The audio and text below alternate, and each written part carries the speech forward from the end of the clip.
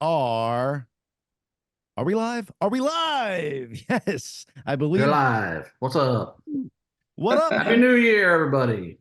Happy New Year. Merry New Year. How was your New Year's, Chad? Was it family oriented or was it party oriented? Well, I was with my kids in Pennsylvania, so I Ah, was I was out at 10:30. no, really? You Yeah, missed the ball drop. I missed the fucking ball drop. I was out. But I had to get up early to fly with the girls anyway, or fly with the whole family back to California. I flew New Ah, Year's Day, so oh man, that is she scheduling and travel day. stuff. Yeah, Actually, it was easy. I mean, we we all got upgraded, because I'm because have you're Chad status on Gracey. United. Because Yeah, you're Chad. exactly. Yeah. And so it was a slow day. So all four of us got upgraded just based on me. I was like, fuck, this is great. I'll take that. Hell yeah. So I guess my next question is, where are we traveling to, me and you next? So we can, Well, we got to Uh, travel on a holiday. right. All We right. can So fly Christmas Day to Secrets down in one of those places with those adults only fucking singles resorts. We'll go there. We'll get separate rooms, of course. no, dude, same room, hedonism style, naked all the time. That's how the gracious two roll. I definitely want to go to one of those places one day just to fucking check it out.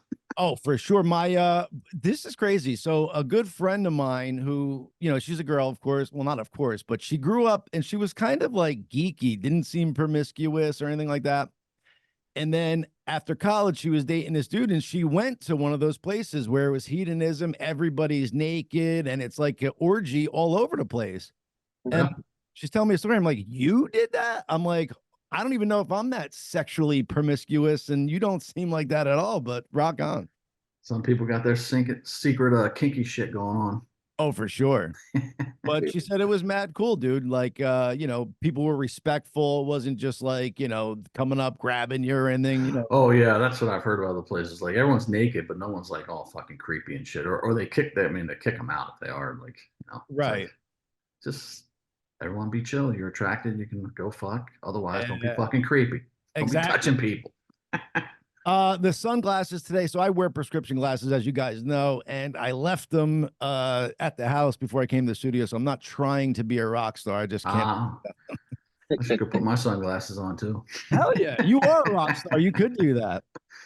I want to bring this up because it actually perturbed me and upset me. Anybody who's part of the audience who Got a has, good mug for Christmas. Sorry.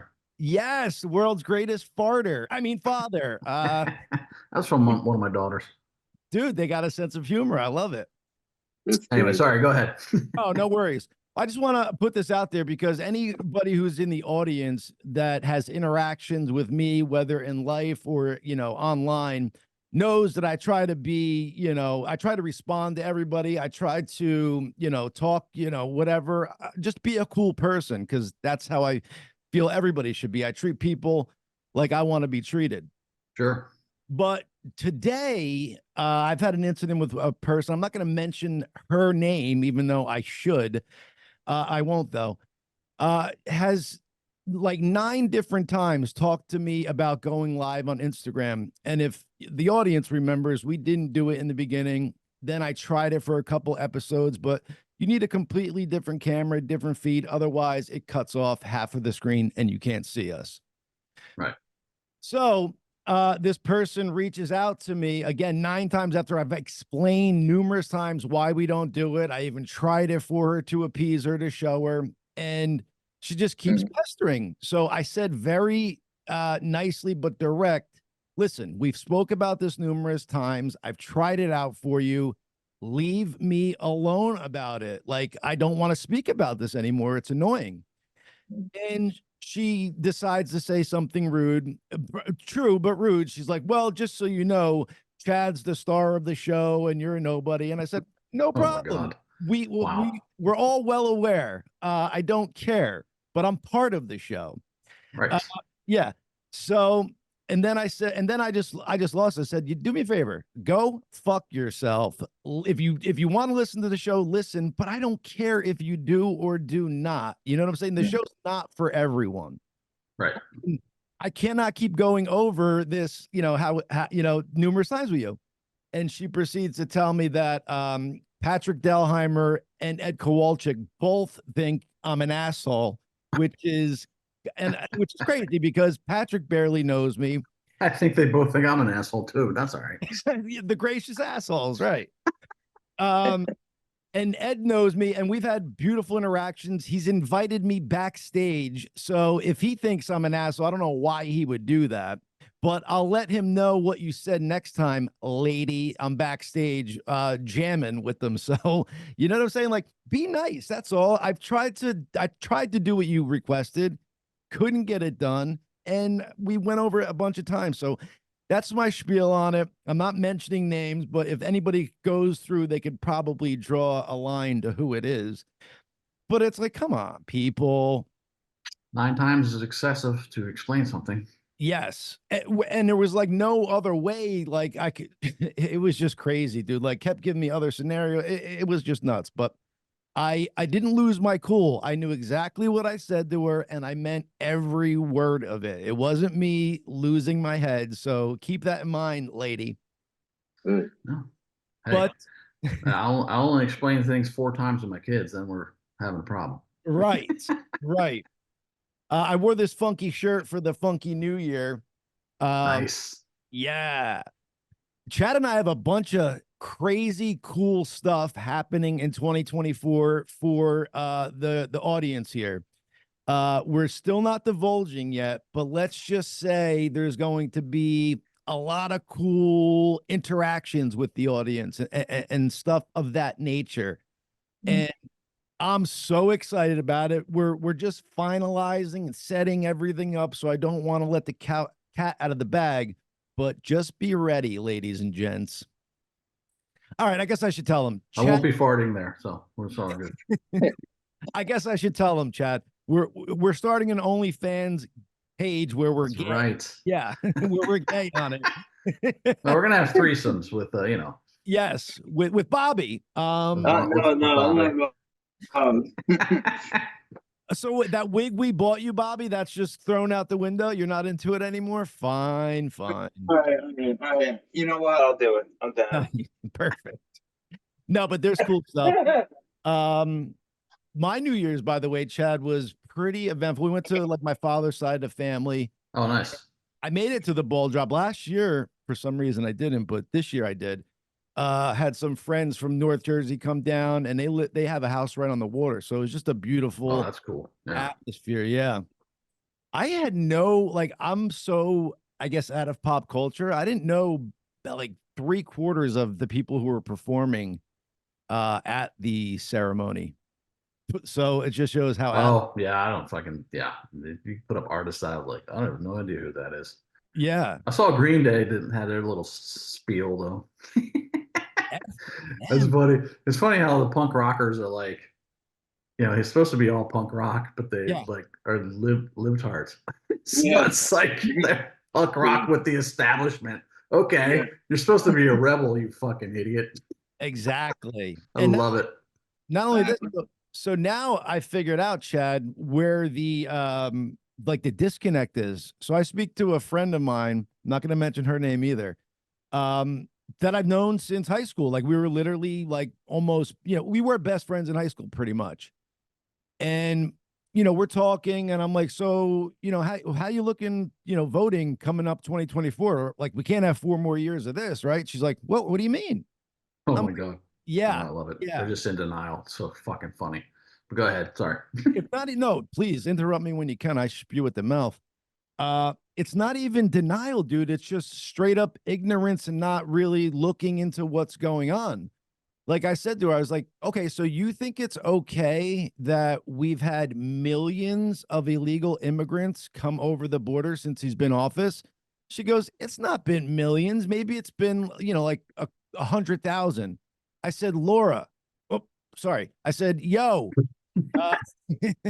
I said, there's been 100,000 in the past 4 months, let alone, I said, there's been so it just, they're not even paying attention. Well, the mainstream media doesn't fucking tell them that.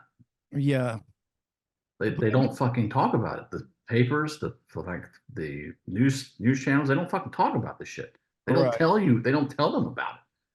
So, we're the conspiracy theorists. We get our news from other sources, and the people down at the fucking border documenting all these people coming across, military age men. Yep. I mean, lots of them are, and it's just fucking insane. Was it up to 8 million now? I mean, it is an organized fucking invasion of our country. So how does that work though, Chad? So in other words, like if these people are voting and they don't really know what's going on, dude, like there should almost be like a test before you vote. Like you're voting based on ignorance. This is the propagandized fucking news media that, works with the Democrat Party. It's all hand in hand. How do we I get don't know how we get around it. I mean, talk about it, I guess, on stuff like this. Yeah. And thank God for someone like Joe Rogan. He covers this kind of shit. It's like he goes to a large audience, but yes. But then most of those people that are Biden voters, they don't want to listen to Joe Rogan because he's bad. Yeah. He took horse dewormer for his COVID. He's evil. Like that right there should just show you how fucking twisted and fucked up the media is. That ivermectin, which is one of the, I don't know about oldest, but it's been around a very long time. It's very cheap to make, and it actually helped big time for COVID. And they're sitting there saying, you can't take that. It's for horses. But like, right. That should show. I think isn't a Nobel Prize winning fucking yes. drug or something like that. I mean, it's like been around forever and it's super cheap. Right. But when you emergency use authorize a vaccine, you can't have any other thing that cures the disease. That's how they get their emergency use authorization for the vaccine. That doesn't work. And people still think it works. Well, the fact which is a whole nother fucking, it's like you can't have something that cures the actual disease to get the emergency use authorization. And having the emergency use authorization completely destroys your ability to go after anyone for recourse when you are damaged or your relative dies from the disease, from the vaccine. So you're fucked. Isn't it great? It's just great. I was going to say, stop making so much sense because you're going to lose 3/4 of our audience when you talk. I know. So sorry. Yes, sorry. Just so everybody's aware, our guest today is the one and only Bill William Hynes, ladies and gentlemen. Yes, I know. Infamous Bill Hynes. So the reason why Chad and I decided to have him on was to let him be there, let him tell and see his side of the story, and for the audience to make their educated decision at that point, whether Bill Hynes is a dick or whether Bill Hynes is a cool dude. So brought him out here to, so people can make their own educated choice rather than, oh, he's a dick. He did this, he did that. He's a dick because the live people tell me he's a dick. Right. He broke up the band. It's like, oh my God. Right. So fucking far. That's like the least of his worries, but that's like fucking so far from the fucking truth that he broke up this band. Yeah. So dumb. Well, speaking of the dick, I believe he's about to enter. So ladies and gentlemen, it will be the one and only Bill Hynes. The Thrill. The ThrillCast. Yeah, he's got a nice podcast called the ThrillCast for any of you podcast fans out there. He's had Chad on. He's had myself on. He's got a bunch of car drivers on there. What up, Bill? What's up, man? And just so your fans know, the reason I'm on is not because of the bullshit you just said. It's because you didn't have any other fucking guests. You are breaking the fourth wall here, Bill, and letting them know. Comes on and wrecks shit. But, the host and the rock star now, like, okay, we've come to our conclusion. He's a dick. He's a dick. So just so the audience knows, that's lie number one for Bill. So we'll just add them up as he talks. That's one. No, I'm just kidding. He's correct. We had nobody else to come on, and we needed Bill. Bill, what's going on, dude? We are having technical difficulty. It happens. It happens all the time. But this time, thank the Lord, it's on your end and not mine, because a lot of the times it is on my end. But we'll Chad and I will keep it rolling until we go there. Here's my favorite part, Chad. is we get to find out how you guys got back together in 2016. I believe we're told it was the beer with Chad and Ed at a bar, but I don't know if that's exactly the story. So No, it's part of the that's what Chad Taylor does. He makes up a version in his head and then tells everybody that, but that's not what happened. he should be And Bill was integral in the whole getting back together. He approached Ed several times about it and actually got Ed to then come to York at one point, and that's when we had dinner together, all of us. Whoa. We had some martinis and drinks. Yes. And then we went back to the studio 210 and fucking rocked out 3 songs. And that was the getting back together. And there's videos that Bill actually has of that performance that he specifically took. Yes, exactly. Chad Taylor's dog was there. Yes. Yeah.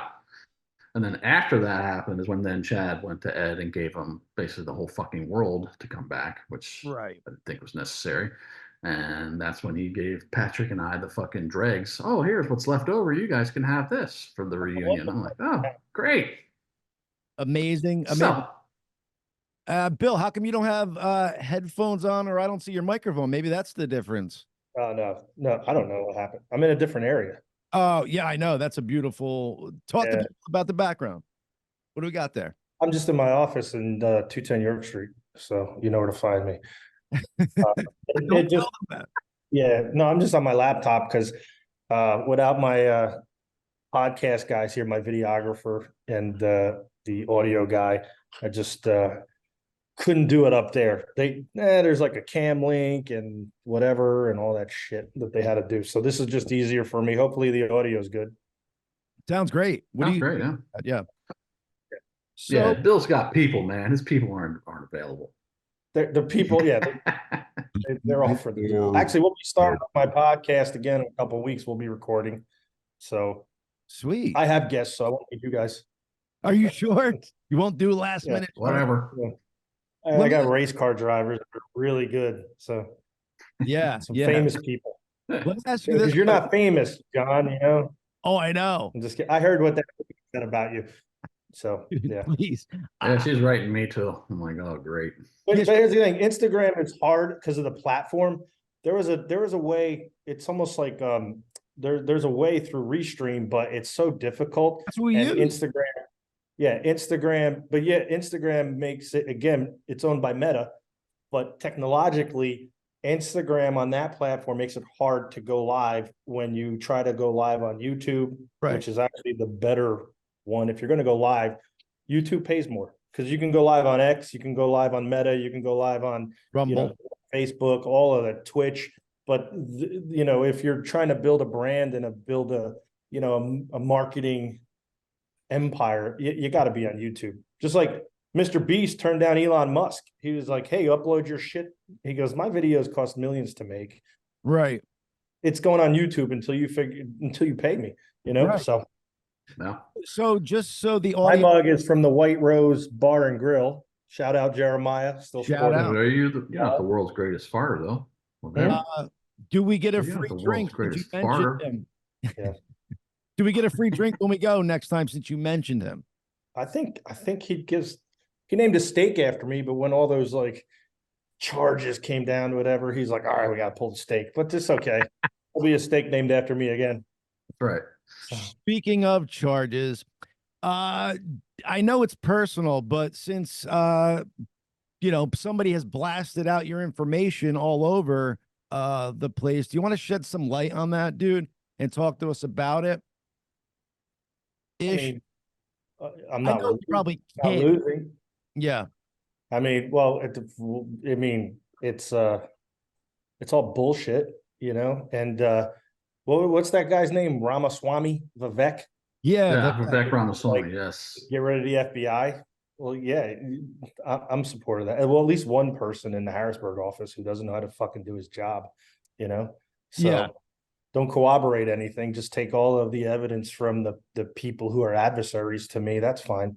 Yeah. It's funny, through all this, no one has ever fucking come to me about anything, the FBI or the state police. Or other employees. Or other, right, exactly. Yeah, or other people. Yes. They're just like, Well, the funny thing is, so this motherfucker is on the stand under oath, and they ask him why he didn't why he didn't subpoena documents directly from the entities, like, Right. like that email server from Microsoft or whoever has it. Or, Right. let's get the accounting records from the accounting firm directly. Right. Let's get the audit trail copy directly from the QuickBooks file, not just loosely paper. Right. Shit, the accountant bring in a fucking piece of paper the night before. They told her the night before, hey, bring this piece of paper in. So Right? basically, he didn't investigate at all. It was just, you know why? This was his answer. I didn't have to. Yeah, there's no due process. He doesn't have to. It's fine. Yeah. They're just pissed off because when I did meet them in Harrisburg, I fucking yelled at all of them, and they made them look fucking stupid in front of the U.S. attorney. You yelled at them. Yeah, at that point, they hadn't even read the fucking operating agreement to know what his parameters of operation were. I was like, time out. Can I ask you guys a question? Right. So, man, there's everyone there. There's fucking like 4 state troopers there. Of course, the ones from the incident from 2019. So I'm like, okay, 3 or 4 FBI agents there, and then the U.S. attorney. Then I have like my team of lawyers.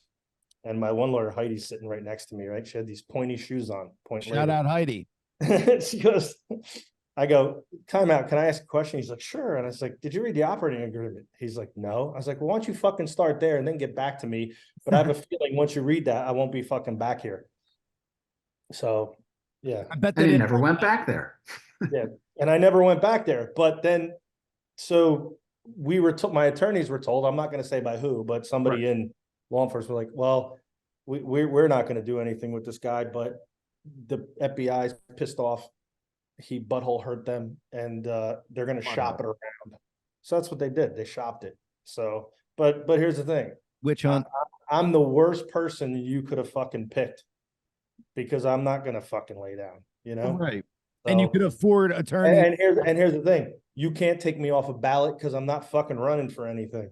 Like they're doing with somebody. Yeah. That seems to be the whole MO these days with law enforcement, maybe the FBI especially, but it's like find a man and let's find a crime for him. Meanwhile, every single witness they put on the stand actually, and it's funny, I have so much evidence, they have no fucking clue. And they actually perjured themselves, all of them, every single one perjured themselves, and we're gonna fucking prove it. So it's hilarious, even including a state trooper and an FBI agent. So, jeez. Yeah, and honestly, it's surprising because of the FBI. You think the FBI is going to be like the Major League Baseball of things. You think they're going to be professionals, and same thing with the state troopers. They're not like local cops, but honestly, I think the local police around here do a better job investigating crimes. I remember one time somebody tagged our building in the back, and fucking, I'm not shitting you. They found those motherfuckers in 10 minutes, and they had them here within a half hour, cleaning the fucking building. Yeah. Like, and then the mom's there beating the shit out of the kid, and the brothers come over. Like, don't you see that stupid fucking camera up there, you dumbass? So another guy recently tagged like the mailbox at some of the other buildings, and they found that guy, but that guy ended up tagging like half of York. And let's give it up to the York City police. Like, do investigation, real investigation. All right, great. Yeah, I was going to say, Bill, you have that place. Even the sheriff's department. That's why we donated. Like me and Chad and Pat, we had donated a dog there, and then they all got bent out of shape because I went through the back door. Yeah, I was going to say, you have that place securityed up and cameraed up. Like, are people not cognizant to that? People, that's why I posted on my Instagram. Somebody walking by, like, you got nothing better to do on a fucking on Christmas Day. So, well, no, that was me actually. My bad. Oh, you look like a Jewish lawyer. Excuse me, I was a Jewish lawyer. John Rotolo. Yeah, exactly. You didn't have that stupid shirt on though. Yeah, exactly. Dude, this is a New Year for Hawaiian. Come on. He's ready to go to Hawaii. Yeah, let's go Hawaii, man. This is sexy as F, ladies and gentlemen. I recently got back from the big island of Kona, taking a vacation there, and so that's where Hawaii. Yeah, Hawaii. That's correct. Yeah. No invite, bro? No, it was me and a lady friend. Whatever. Let me ask you a question, guys. When I do this, Can you hear my voice change or does it sound normal? Yeah. It sounds normal now. Yeah, we're good. It's not hedonism. I raise my level, you know. But does this do a deep? Does this do a deep or a low? High? Hey now. You're high now. okay, cool. I just wanted to make sure that they were working. Anyway, yeah. So I'm not even worried about that shit. So I'm telling you right now, they're not fucking beating me. So. Well, let's switch gears to fun stuff, Bill. Talk to me about the 2016. Roll those motherfuckers. I believe you will. It's fun. It's fun being me. You know, it's so fun. The most hated live fan. I'm inimitable, as they say. What's that? I'm inimitable. Google that. Yeah. Inimitable. I was going to say, inimitable. AI, help me out with that. Bobby, you want to pull up that word? If you could spell it? Inimitable. No, but Bill, talk to me about the 2016 reunion and how that went about. Because I know that there was. Well, if we got to talk about the 2016 reunion, we got to talk about when they first broke up. Yes, let's go. You that's even better. So you guys had a guest on a few weeks ago, Z-Man Zelenka, Chris Zelenka, great guy, right? He has like 1 million live cover bands, and I think he does a bunch of different other songs too. So they're pretty good. And so they had broken up, and I think this was like right after the Gracious Few, or the Gracious Few was winding down, and fucking he so I go, Chris, Ed's gonna be at Pocono at his he was like the golf pro at a casino, right? Okay. And Ed would happen to be playing there. So, and it was like Ed, Zach Loy, and some drummer, and like, was that Gracey or just some other drummer? No, it was no, they were broken up at this time. So Chris gets me, like, literally, I'm like fucking front row, like on the fucking stage. So now I bring this person with me, and she's hammered drunk, like calling Ed like Michael and just different names. And I'm just like, fuck this. So they were like, hey, the state troopers were there, actually funny. So they actually came and got her, and they're like, do you know her? And I'm like, no, I don't know her. So she gets like taken outside, right? Top car. Fuck that, right? Because I'm there for a mission.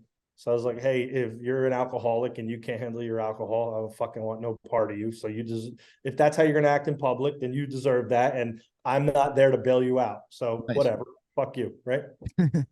Anyway, so we go backstage. Ed looks at me and he's like, not now, Bill, not now, Bill. I'm like, come on, Ed. And I'm like, because I think at that time he thought like I was there for like bad intentions, but I really wasn't.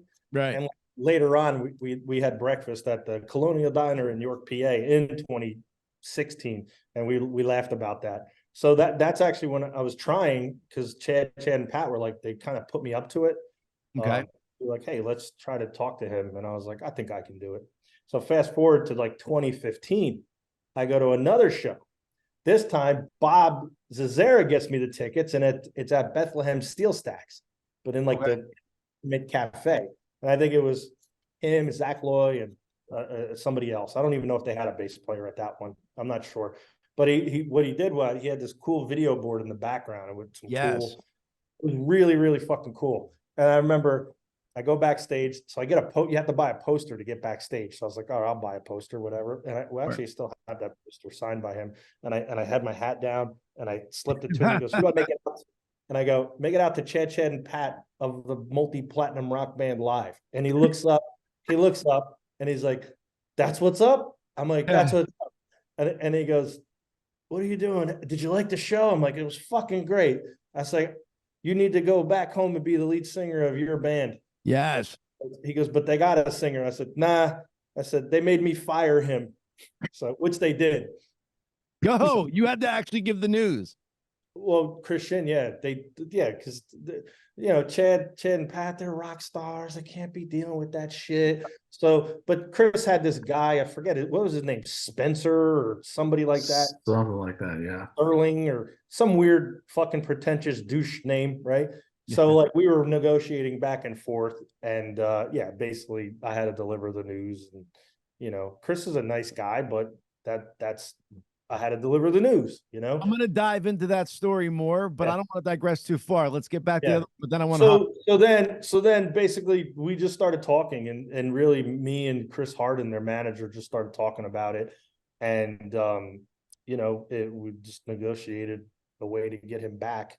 And then, like Chad Taylor likes to say, yeah, me and Ed, we hugged it out and we had a beer, and that's like the most bullshit thing. They had fucking everyone except for me had, like, when we did finally meet, it was basically a foregone conclusion that they were getting back together, but we were gonna have dinner and see how it felt. So sneaky, I had Matt Gracey and this guy Chris and set up the studio with cameras and the audio ready to go, like as they were doing like a full-on rehearsal shit, right? Right. So we went to dinner at the Left Bank, ripped the Left Bank. So anyway, the Left Bank is going out of business in York, PA. Oh yeah. Well, let's get them. It's sad because new owners had bought it back in like 2017, and the old owner, his name is David Albright. He's a brilliant fucking chef, and you don't fix what's not broken. And they went in and they changed everything. They changed everything about it: the ambiance, the feel, the look, the ingredients, the menu, and which, hey, can't blame it. They tried to make it their own, and I guess it failed. So, but things happen, no big deal. So now they're trying to sell it, but so hopefully somebody buys it. Anyway, fast forward, they had everyone had dirty martinis. You did, Ted. See, didn't I just say that? We just talked about this. Yeah, so we all had martinis. No one had a fucking beer. Dirty martinis. Dude, and super dirty. Taylor's was extra dirty. Oh, I like mine extra dirty. Would They like them extra dirty. Fucking filthy. Filthy. Yeah. So that's what really happened. And I guess because of the band, they don't want to be like, well, Bill Hynes got us back together and Chris Harden got us back together. That doesn't sound sexy. So, but that's what happened. I don't. Anyway, that's exactly what happened. So, well, thank you for making. And I'm friends with Ed. I'm friends with Chad Gracey. I tried to be friends with Patrick Dahlheimer, and he's like out there one day crying like a bitch, like, oh, I don't know who to pick. I'm like, well, there's only one asshole telling you who to pick. You don't need to pick it. You don't need to pick. Yes. Like if somebody's telling you can't be friends with someone, they're the problem. Okay. Exactly. So that's the thing. Like, doesn't seem to learn that lesson. If you don't want to be my friend, good. That's one less person I have to worry about. That's fine. And my friends who really are, they know I take care of them, and they know I go above and beyond for them. And that's actually been my problem. I care too much, and I go I do too much for people, And then, I love me, Bill. Who do you love? What? I said, I love me, Bill. Who do you love? It's like a job interview. Tell me, what are your weaknesses? Well, I get too much into my work. I just want to work. You take your weakness. Honestly, I give people too many chances, especially in a hiring. So let's just say it's employees. You hire them, but even friends, you not hire them, but you become your friend. And I think in life and being in personal stuff, right, and even in work, you got to learn how to basically hit the eject button quickly. Right. You give people too many. So even in we had people who worked for me that they should have been fired fucking day one. Like literally, it should have been like, all right, we know we hired you for $350,000, but you should have been fucking fired. Okay. And then when you don't, or hey, you're dating this person, or you're just friends with them, and you see red flags, and you should be like, yeah, I ain't fucking with you anymore. I can't be. But then there's other friends that they have your back, and you wish you could just hang out with them more, and then life gets in the way. Like I have some really, really good friends that I've had for a long time, like some people from the Army and stuff like that. And he knows you were in the Army, Bill? Yeah, I was in the Army. Thank you for your service, man. You're welcome. But everyone else, that's another thing. They think I wasn't in the Army or something, or that I was like stolen valor. That's part of Chad Taylor's narrative. Something stupid or some shit. It's so funny. Like meanwhile, I got a fucking hold on, I'll show it to you. Yo, Bill. VA, got a fucking ID. VA card. You can't get one of those if you want. I'm actually a disabled vet. Oh, sorry, just kidding. Yeah, you can't get one of those if you didn't serve in the Army. So there you go. Yeah, you can't. I don't know. Bill, I wanted to ask you this. I should have asked you before the show, but since I didn't have a guest and you were last minute, I'm kidding. We know that's not true. I was just joking. I'm just busting Everyone your, knows. I'm busting your balls. Just so everybody knows, it's Bill's time of the month. That's why he's a little testy today. So I'm always like this. Are you kidding me? I know. And I don't do drugs. They do me. I mean, I don't no. know. So Bill, we should have spoke about this beforehand, but you actually have footage of the first time live played after that dinner since the 2009 breakup. So Actually, so here's the thing. It's funny. Not only do I got footage that I took on my phone, we actually have, like I said, the guy Chris, we Mhm. actually have real video from like real like movie style cameras set up. I don't know if even Chad knew about that. I Did you, not. The funny part is when I we were don't- playing, yeah. Chad only had one pair of fucking drumsticks, right? And he's Right. playing, and he's fucking hitting it so hard. I guess he was rusty because he hasn't played in a while. He did one thing, and the fucking drumstick went flying. So Chad Taylor's dog Thor picked it up and fucking running around with it, and Chad practiced because then he still was doing it with one fucking hand. Oh shit! I didn't see that part. Oh, it was fucking hilarious. Yeah, That's fucking cool. yeah. Remember that, Chad? I do. I miss that dog. I don't It miss wasn't. the owner Yeah, of the Thor dog. was great. And it wasn't because I was rusty. It just, you fucking know. lose sticks sometimes. I'm just fucking with you. It happens. Okay, I can roll out of bed and play anything except stage. I know he did that this morning when we woke up together. Stage. Yeah. Let me ask you this, Bill. We should have had this set up, but there's no way you could pull up any part of that day, right, and stream it. It's not on my computer. I mean, I could share my screen, but nah. Okay. That's I very can mean. send it But to you. okay. You can play that shit for your, for your I know, but I'd love it to come, while we're. But it should happen. You'll be on again. let me see. Yeah, progress reports. So Yeah, it was April. So what's this? It was April 7th, right? Right. Of 2016. I know the date exactly. And then the next time anybody saw them was New Year's Eve 2016. New Year's Eve, which that was actually again my idea. Yeah. So we were gonna have a party, right? And we were gonna have a party, and we were like, oh, we'll have Dana play. And I'm like, why don't you guys, motherfucker, will surprise everyone, and like at the stroke of midnight, you guys come out or something like that, right? There was like we won't even, and then so we actually that show, somebody has to have it because that show was streamed worldwide for free. So I don't know if that New Year's Eve performance was streamed worldwide. We had a pro company come in and fucking film it and multiple, like we had like 4 or 5 camera angles with a mixer, a person mixing the set, like that was done really pro. So oh shit! So who the fuck owns that? Right, I saw the cameras there that night, but I didn't know that you guys were streaming it. That's cool as shit. Yeah. So it's got to be out there somewhere. Hey, Bobby, why don't you look that up for us? See if you can find Gracey, that's one of those invoices that Chad Taylor put in his discovery that said, look, Bill stole money. Right, yeah, exactly. Yeah. And it was for his fucking band. You need headphones. No. Yeah. Do you have headphones? Who? You. No, why? I don't need them. I don't know. Sometimes I think you do. Why? So Bobby, if you could look up live New Year's Eve 2016 performance on Why YouTube. do I need headphones? Is it bad? No, it's just sometimes I don't know if you could hear us talking. Oh, I can hear you talking. You guys are perfect. Yeah. Okay. So yeah, we're gonna have to see if Bobby could pull that up. I'm not sure if it's out there, but if That's a photo of them. That's the first day back. Yeah, perfect. You can see it. So you got the public affection days, and then right in front of them is the actual members of Live, right? That was a public affection photo, Chad. That was, yes. It was taken by Hardy Hill. Hardy Hill.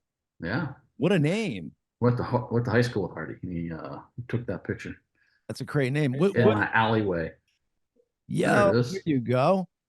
So now, Bill, why can't you put that on and on your computer. And like, what do you have? You have a Mac now. You could airdrop that to your computer and stream it. Yeah, it's just too technical. Wow. So sorry, audience. Actually, I've uploaded some of those to fans of live, so they had them on there. Unless you being a moderator ripped it down or something. No, like I would never, unless I was asked to by management or you know. You are the management. No, I meant managers of the band or management of or you know, members of live, but no, I definitely did not take that down. I'll send them to you, and you guys can fucking play them other dates. I want to find that. So one, I could easily get, because we got it on a server somewhere, the ones that we took with the pro cameras at the first rehearsal. But here's the thing, they were really good too. And it was like me and two other people. I think Gracey's brother was there, Scott, this guy Chris, Matt Gracey was there, and Thor. That was it. Yeah. Like we had like a fucking private concert for just like 4 or 5 of us, and it was fucking pretty bad. I'll tell you right now, that was magic. So, and I'm not taking any, like, as much as I despise two of the people in the band. Yeah. You can't take, like, Patrick's an excellent bass player and Chad Taylor is an amazing guitarist, so you can't take away their talent, and I wouldn't even say that, you know. Yeah, so he's good at what he does, and you know, he comes up with some pretty fucking cool riffs. Like, Oh yeah. you're not, Mila Lakini's Juice is not like a Mhm. fucking the start of a badass song, or you know any of the other ones he comes up with, and even like shit, The Gracious Few, most of those riffs, that was a hard-hitting album, came from Taylor. So That's true. you know, I'll give him his props and his due. But yeah. And just so the audience knows, like, if we are able to ever get those videos, it was the first time the band played in forever, and Yeah. you wouldn't know. Like, they didn't warm up before these videos were taken. Like, They were hammered coming from the left bank. right.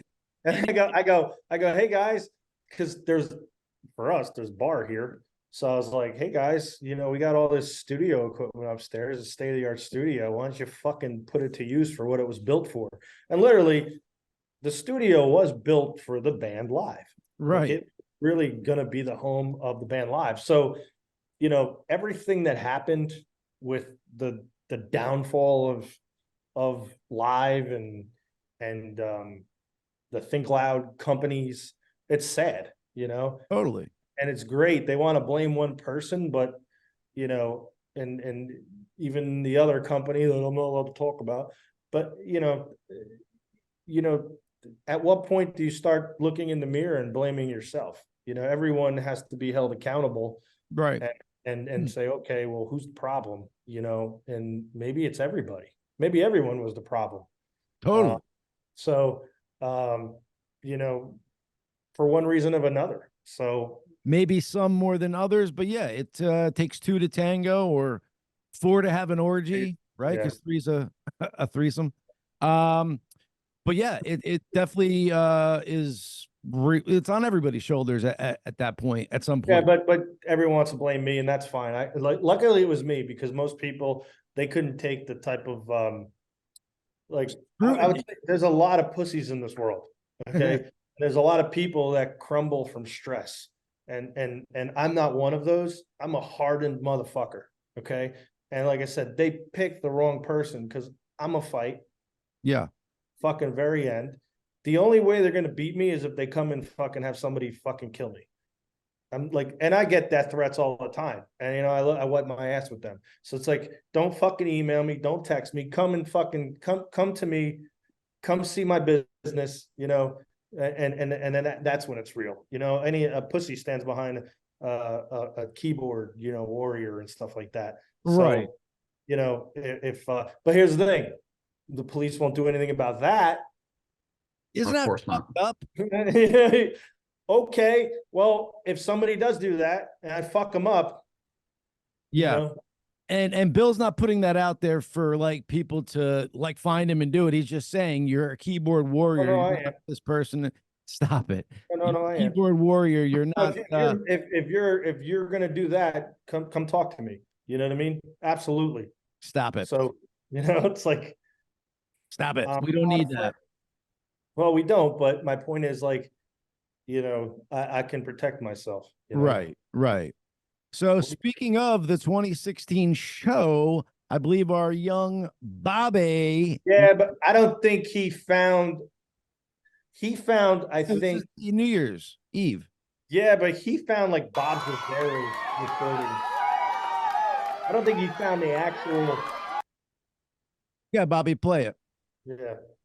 Yeah, This right. is You're from right. somebody's phone. You're right. Let's just hear a little bit of it though. Let's just hear the beginning of Yeah. Pin Lies on the Riverside. Go ahead, Bobby. Yeah. That's how it opened up. Bobby. Bobby. Bobby. Bobby. Bobby. Come on, Bobby. Right. So what I'm gonna there we go. It was playing earlier. I don't know where the original one is. I'm We gonna had it on stop a- his sharing and then have him do it again because we actually had it on a disc at one time too, but I don't know where that went. I tell you right now, it's actually an amazing performance too. so good. So good. Yeah. And the way you guys put it out there, so if you received an invitation, it just said, come hang with the band. We're gonna have free food, free drinks, and bring in the new year with the boys. Basically, nobody knew that they were performing. Nobody knew they were. Nobody knew they were getting back together, and it was a treat for everybody who was there. And the guys from the band were just so gracious and nice to their fans. They were meeting everybody, like just mingling. Like there was a little VIP section, but they were not in there. You know what I'm saying? They were with the crowd. Well, it was always billed that like Dana was good. Well, Zoe LaBelle, that it was always billed like that she was gonna play and somebody else or whatever, but it was never built that they were gonna be. Yeah, like so they then. Yeah, leave this. He needs better Wi-Fi. That's what's going on. Fuck, keep it going. There we go. Bobby.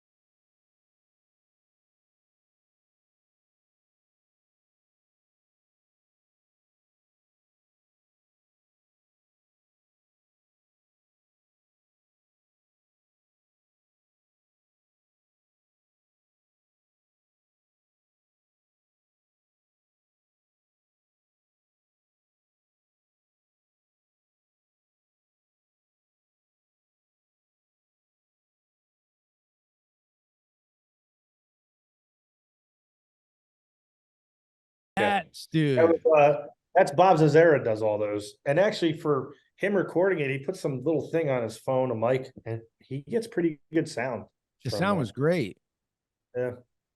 Chad, but there's a pro, literally, I'm surprised somebody in live land, Denmark, Netherlands, Australia, didn't record it as it was being shown worldwide on the stream. I'm sure it's out there somewhere. Somebody has to have it. Somebody Chad, has how to did have that it. show for you? Like, like how did it feel to be on stage with the original band and to have like a real hardcore set of your fans there? Like, what was that like for you? It was great. I mean, I was a little nervous, but because I hadn't played for a while, but it was great to know that the singer was going to sing all the lyrics.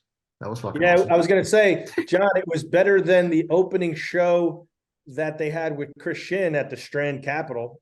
Gracey got hammered.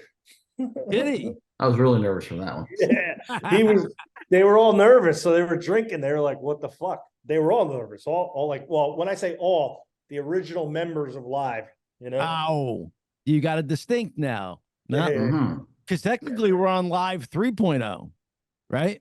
Yeah, I guess. Yeah, I guess so. Well, I saw them and they were pretty good. I'm just, I went down to Fort Lauderdale and actually I brought 3 of my daughters and Ed got us backstage. Oh, he And, did. He hates you, but he got you backstage. Ed don't hate me. I'm saying this is the thoughts out there, Bill. Play with And I it. don't hate him. That's what Like, honestly, some like of the I live said, fans would hope, but they sorry. listen, I'm friends with Chad Gracey and I'm friends with Ed. And if they got beef, that's between them two. Right. And I don't talk to Gracey about Ed, and I won't talk to Ed about Gracey, and I don't talk about Chad Taylor to them. And it's that's it. So that's how that has to be. And if Gracey was like, "Hey, stop being friends with Ed," I'd be like, "Fuck you." And if Ed said the same thing, I'd say the same thing to Ed. Like, you're not my daddy. If anybody said that to anybody, it's like, go fuck yourself. Don't tell me what to do. Yeah. No, the only one that does that is Chad Taylor. He tells people not to be friends with people. Yeah, I would never tell anybody not to be friends with somebody. Well, that bitch tried to come up to me at a deposition and apologize. And can we go talk for a half hour? Right. That's when he asked you to ask me to be in his band. Yeah. Chad Taylor and friends. So Gracey, you wouldn't be the friend part? No, I'm not a friend. I think it's actually disgusting that you have Patrick Dahlheimer there, who arguably is the better musician of the two, right? Again, like shit, Pat can even play guitar. And you have him listed as in friends. Like, he's 1/4 of the multi-platinum rock band Live that you built as childhood friends, and you're deminimizing him. You're giving him like and a friend. Yeah. Remember when we heard about that Taylor was doing that, he and friends, and someone had told me that Patrick was playing. You were like, "There's no way he's playing." Taylor would announce that he was playing. It's like, I was like, why would you not? Like, the dude is responsible for even helping write some of the best songs there are. It's like he's also a 20-something million platinum artist. Like, why wouldn't you put Patrick's name on there? And no offense to, I always say this, no offense to anyone else in the band. Besides Ed, the second most recognizable person in the band is Patrick. Just because he has Ed's the lead singer, he's the front man, but Patrick has a very distinctive look about him. He's got. I wouldn't say he's more recognizable than Taylor. Absolutely. Where you walking, I'd be walking. I could walk. I'm the least recognizable. I'm in the back, so I like it. Listen, I've gone out with all 4 of these people. Ed gets recognized by everyone. Taylor gets right. Patrick would always get recognized. It would be, and he hated it too. He'd be like, yeah, The best is when, like, if we were out somewhere and we were watching a band. Yeah. and then people would go up to Patrick, and he doesn't like to lie to people typically, and they were like, "How did I do?" And Patrick would go, "Just keep practicing." That's what he would say to people. Meanwhile, Taylor would tell you suck. So, have you heard anything from the Chad Taylor and Friend show? I did, actually. How about I heard the first show went well, right? But again, that's actually up for debate. Like, how about you, Chad? The second show, I heard he got hammered and fucking was like, and like I always said, he could drink, so I heard, I'm not going to say who told me it, but you have the live fans that went and they record things, but I heard he was like a bloody mess. So anyway, but that's. How about you, Chad? Have you checked it out? I've not. You haven't heard any of the music? No. Oh my God. Not interested. So check this out. There's it's all totally straight. Well, here's my opinion. Yeah. Like, the reason, Ed sings live music is because he's the lead singer of Live. Let him be that. Taylor, he actually wrote some songs that were pretty fucking good, actually, right? Yeah, but Bill, don't forget this one thing. Don't forget this. Chad Taylor wrote all those songs in Live. Okay. So, he well, the fact that he got fired from the band says he didn't. So Right. oh, yeah. But no, but he wrote some of his own stuff, you know, and it was pretty good. So he can't like listen, Chris Shin, who sings really, really good, has a great voice. You know, I felt bad for him because like you're trying to fill the shoes of a guy that, you know, and his band that should be in the Rock and Roll Hall of Fame. Let's face it, you know. Right. Like the four of them, you know, I don't mean four other people. I mean, you know, like Ed, Chet, and Pat. Like they, for what they accomplished and what they did, like you can pick out people who are currently in the Rock and Roll Hall of Fame and say, well, if they're in, Live is in. And it's no different than if like saying, oh, well, if this NFL player is in the Hall of Fame, well, this person has similar stats. Or like same thing with the Baseball Hall of Fame. It's like, you know, whatever. So correct. But that is how it works, right? When they induct a band, they induct all four of them, yeah, for sure. Yeah. Right. But I'm saying, so in other words, they induct the original members. They don't induct, you know, a new iteration of the band, because that's what I've seen with other bands. It literally has to be the people who were like, I think you have to be like a band for like 30 years or something. 25. Like 25, yeah. So it'd be the iteration that was 25 years ago. Yeah. And Bobby, if you don't pay attention to what I'm typing and texting, dude, you're fired. And that's a serious statement. Anywho, see, Bill, Wow. I don't play. I'm ruthless when it comes to business. I'm gonna upgrade his Wi-Fi. Tell him to upgrade his listening skills and paying attention. Anyway, so okay. So What now, else? Bill, talk to me about this though, and I'm being serious. As a person who is a businessman and has been relatively private, what is it like to have? All right, let me get to this out.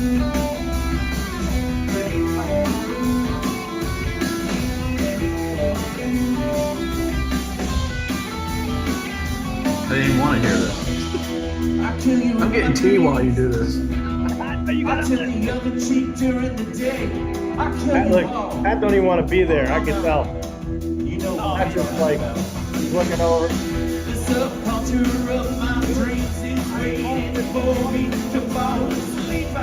You should be. I know you're scared. Sorry about that. The reason why I pulled that up. Hey, Chad Taylor, why does Ed Kowalczyk sing that? So you don't have to. Yes. Hey, So hey. I was being nice there. The reason why I pulled that actual one It's up, you know, it's like it's I'm gonna again. kill I'll go you, back Bill. to sports. I'll go back to sports. Like if you're a catcher, you have to be a catcher. You know, if you're a first baseman, you got to be a first baseman. Like you're a lead guitarist, you just got to be that. You know, like and if Right. you want to do, you know, you got to know your role. And if you think you're something other than you're not, that's when you're gonna fail. Like Yeah. that's like you know, whatever. The The only reason why I people pulled who that- should be singing those songs are like Zelenka and his tribute band. And it's Right. clearly like, hey, we're a tribute band because we love these motherfuckers so well. Like that's just you're doing a disservice to your work. And if that's here's the thing. He's like, well, this is my interpretation of it. Well, if that was your interpretation of it, you would not have sold fucking 30 million albums. Totally. You know? And the So- reason why I pulled that song up specifically is I was being nice. That was the best Better of the ones. one. Yeah, that literally. Yeah, the but rest, dude, you want to. all you have to do is look at Patrick. And again, listen, I've known Patrick a long time. And I've seen him play a lot of shows. And I could tell what shows he was into. And I Right. go, man, he didn't like that show. Like we were at one in New York City one time and he walked out, he's like, fuck this shit. And he goes, let's go get hot dogs. It's like, and you could look at him, Gracey. Well, usually Gracey sees us behind, but you could look at him. He didn't want to be there. He was not feeling it. You could tell. He was just like, you know.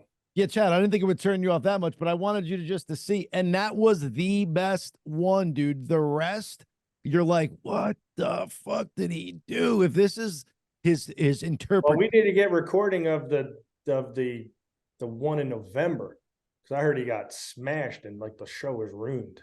Oh, Like, yeah. that's what somebody told Yeah. me. So Well, it's just like I haven't listened to anything that Ed has done since since the new Live 3.0, whatever the fuck it is, because I don't want to hear Yeah. what Robin's doing to the songs. So Oh, I let me just say don't that. listen. Let me say that, by the way, because Bill before said he went and saw them and they were great. And I agree. I went and saw them. They were great. But, and I'm not saying this because you're the co-host, Chad, and I'm friendly with you. I'm saying this because it's the truth. And I like Robin Diaz as a person. I've I met do too. him. Yeah. He's a great Yeah, guy. Robin- He's Robin's a a- great drummer, Listen, but I you don't think can't he blame does. Robin. You I don't can't blame Robin. Let me You get this can't. thought No, out. no, no, no, Bill, no. though. Nobody can. Let me just get Here's this the thought thing. out real quick. If I'm Robin Diaz, Bill, let me get this out. One who's the second. guest? I know you are, but who's the host? Let me Yeah. get this out 1 second. Hey, Gracey. Yes, that's true. He's the more famous too. 100%. I've been told that before, by the way. The thing is with that, that's the weakest link. If you listen to, and you could hear it, so plain as day. I love Robin, but he a lot of times tries to do Chad's part, and when he does that, it's good. When he starts putting his spin on it, is where it starts to get shaky. You know what I'm saying? Like those parts are amazing. They were done that way for a reason. And then when you put Well, your there's only one Chad Gracey and there's only one Robin Diaz, you know? right, Like, could Chad Gracey go in and play Candlebox songs? Absolutely. But I think Robin's going to be way better than him doing that because it's a different style, different feel. You know what I mean? yeah, Oh, you know, whatever. It is what it is. But my point is, if I'm Robin Diaz and somebody calls me up like Ed Kowalczyk and said, "Hey, you want to play in my band? And this is what it's going to pay," well, you'd be a stupid motherfucker to turn that down. right, Same thing, Zach Lloyd. Hey, Zach, you want to be in my band? You'd be dumb. Like, it's a paying gig, and you're not playing in front of 380 people at a fucking Zoe Tropolis. You're playing in front of 20, 30,000 people. So, like, it's a no-brainer. Like, you can't Right. blame them, you know? So I I don't, don't blame him. you know. And that's why it's like, listen, like I said, Ed's my friend. He was playing. We were in Miami. So from Fort Lauderdale, it was it was for Easter weekend. So it was the Friday before Easter. And Right. my kids, we were all down there.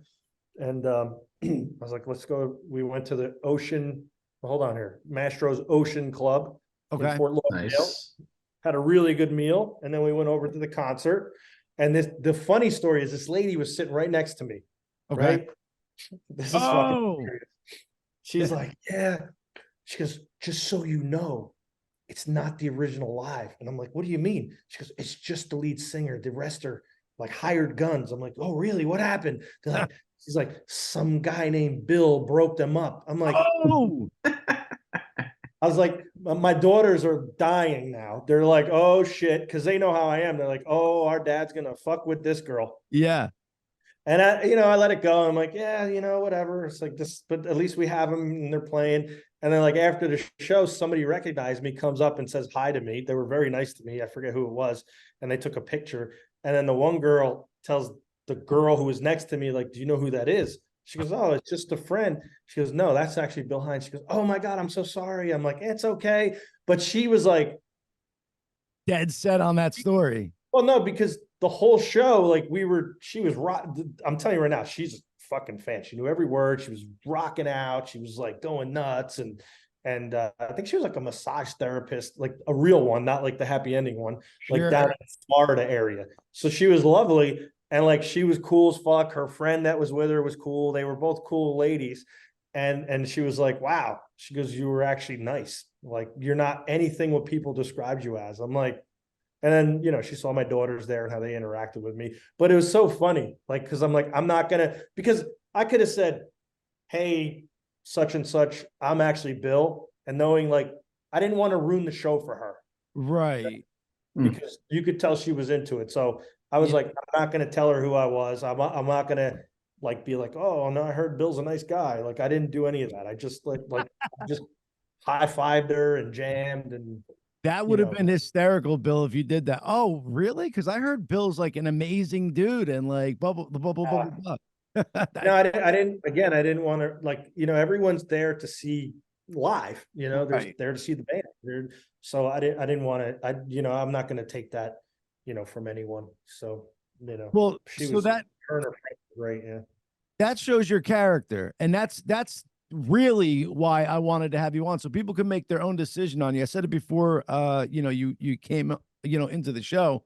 But you're just like, I don't know if you're a sweetest dude I've ever, but you're just a nice guy. You think about people and how they how it would come across to them. And like, you didn't want to ruin that girl's night when you easily could have said, hey, by the way. People invited me to that Zoe Latropish, whatever, I can't even pronounce it, that show for Chad. I'm like, yeah, I'm not doing that. I'm not, that's not going to be cool. So yeah. She's still jamming, Zoe? No, Zoe Tropolis is the venue where That's Chad. where he played. Yeah. Oh, because who was the girl that played at the New Year's Eve show? Wasn't she the? That's Zoe LaBelle, which is. Oh, okay. Yeah, no, but I'm just saying, like, people were like, I'm like, yeah, that's a bad idea. So it's like, yeah, I have no interest in it. I don't, so. How would that have worked if you did go there? Because like, we spoke about this privately, but you kind of brought it up here where you're at the deposition and Chad Taylor came up to. Oh, yeah. Yeah. He didn't even need to be at the deposition. It was Patrick's deposition where he also perjured himself. And we got proof. Shit, he had to plead the fifth twice. Yeah, and when you do that, to me as an outsider, I'm like, okay, well, he's not answering that because he's guilty, right? What is the pleading the fifth? You don't. No, when you plead, that's a criminal thing, right? But I'm saying that's you plead the fifth, so you don't incriminate yourself. I think. Correct. Yeah, exactly. So when I hear somebody do that, I'm like, okay, well, then they're guilty. They just don't want to. Well, it might not be they're guilty, but it means like it's a gray area. It's like you're balancing on the line of. In this case, he's guilty. So, got you. Yeah. And that was the last time you had any interaction with Taylor. Directly, yeah. Yeah. He had one of his friends. They have a friend, this guy named Brian, and Brian would be like trying to. Brian's a nice guy, but he's not my friend. Right. I mean? Like we're acquaintance. Just, like we knew each other. I think but I'll tell you right now, Brian's friends with like everyone. He's a good dude. Like I think he's friends with Chris Shedd. He's friends with Jerry Harrison. He's friends with Kevin Martin. He's friends with Taylor Dahlheimer. Like he's a trustworthy guy. So I get why they told him like, hey, can you talk to Bill for us? I get why they did it, but I also, Taylor knows I'm smarter than that. I know every angle, and I know how he tried to manipulate Brian to like, I'm like, Brian, you're not saying that. That's a fucking direct fucking quote from Chad Taylor coming out of his mouth. And I would tell Gracey, and Gracey's like, yeah, that sounds like Taylor. So whatever. So, and I also want this to be out there too, because everybody thinks that like you and Chad Gracey have been like best friends forever and blah, blah, blah. But who did you know and meet first? And who were you friendly with first? Me and Chad Taylor were like, thicker than a milkshake. So, yeah.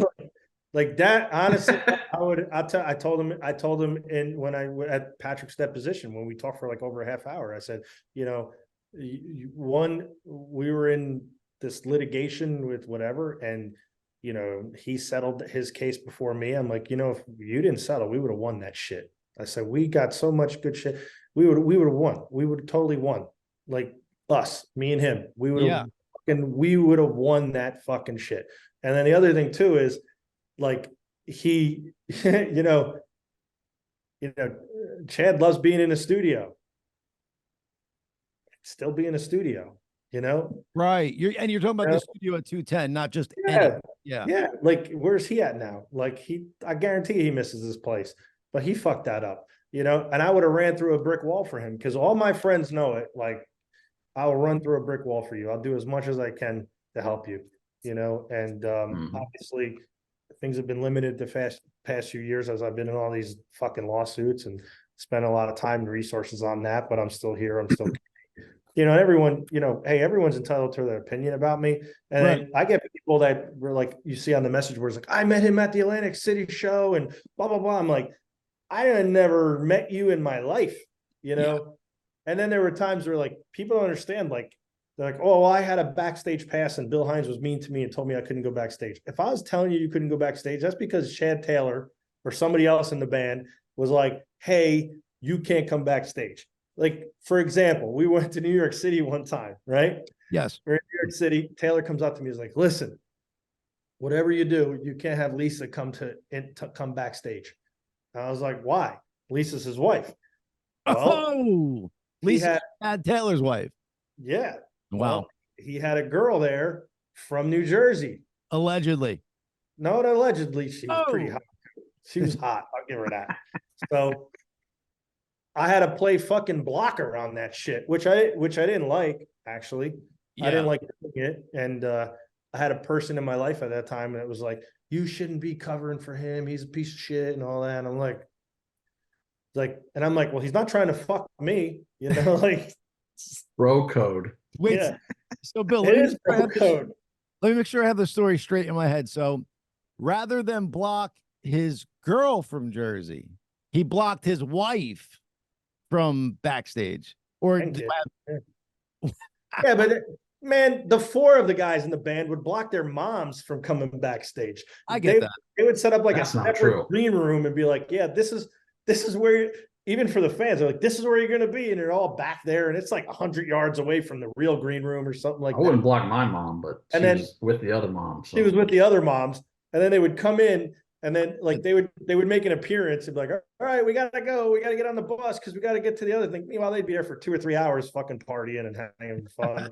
Gracie would go and just like literally he'd check out, go to like the back of the bus and FaceTime his kids and his wife at the time.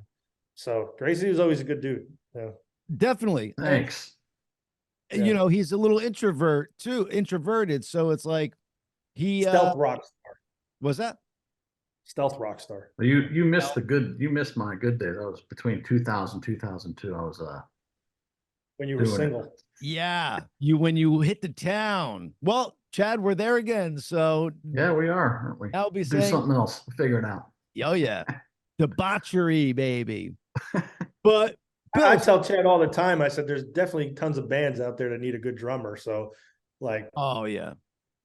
go play for, I don't know, Fucking Chris Daughtry, fucking, you know, I wouldn't be poetry. No, I said No? good band. just because of No. the connection there. No. I don't know. I just never liked Daughtry's music. Really? I didn't like what he did back on American Idol, where he was like, they're like, wow, that's a great interpretation. Yeah, you stole it from live.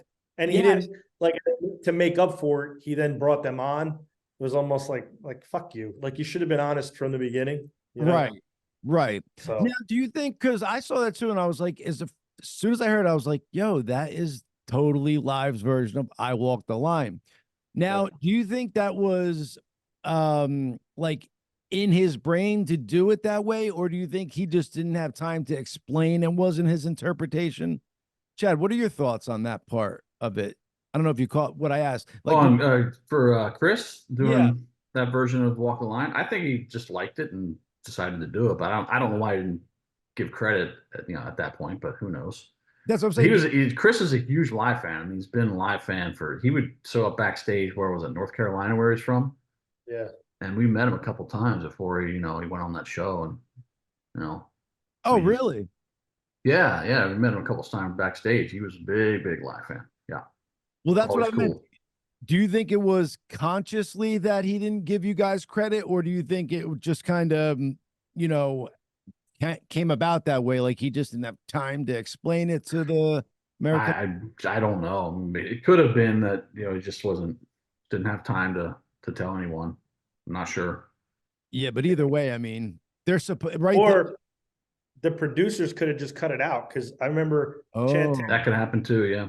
Chad was Yeah. friends with somebody that was on the Celebrity Apprentice. And so that's the other thing. They're like, oh, he did. Anyway, on behalf of the whole company of people, I went there and gave this donation on Celebrity Apprentice, right? Okay. And literally, I had this whole thing that I was saying. I was like, on behalf of Think Loud Development and United Fiber and Data and like all the companies and the band Live, we're presenting you with this, then it was like $30,000 and they cut all of that shit out. Wow. They're like, yeah, you're not promoting anything. So basically it says, I want to give you $30,000. Wow. Isn't that amazing what they could do with editing? Like, not that they could make you say something that you didn't say, but they could totally distort how you delivered it and all that stuff. Yeah, it's Oh, exactly for what sure. they, Yep. yeah, exactly what they did. That should, I mean, I guess they're Come on, doing give me the harder questions, man. Come on. it. All right. How big is your penis?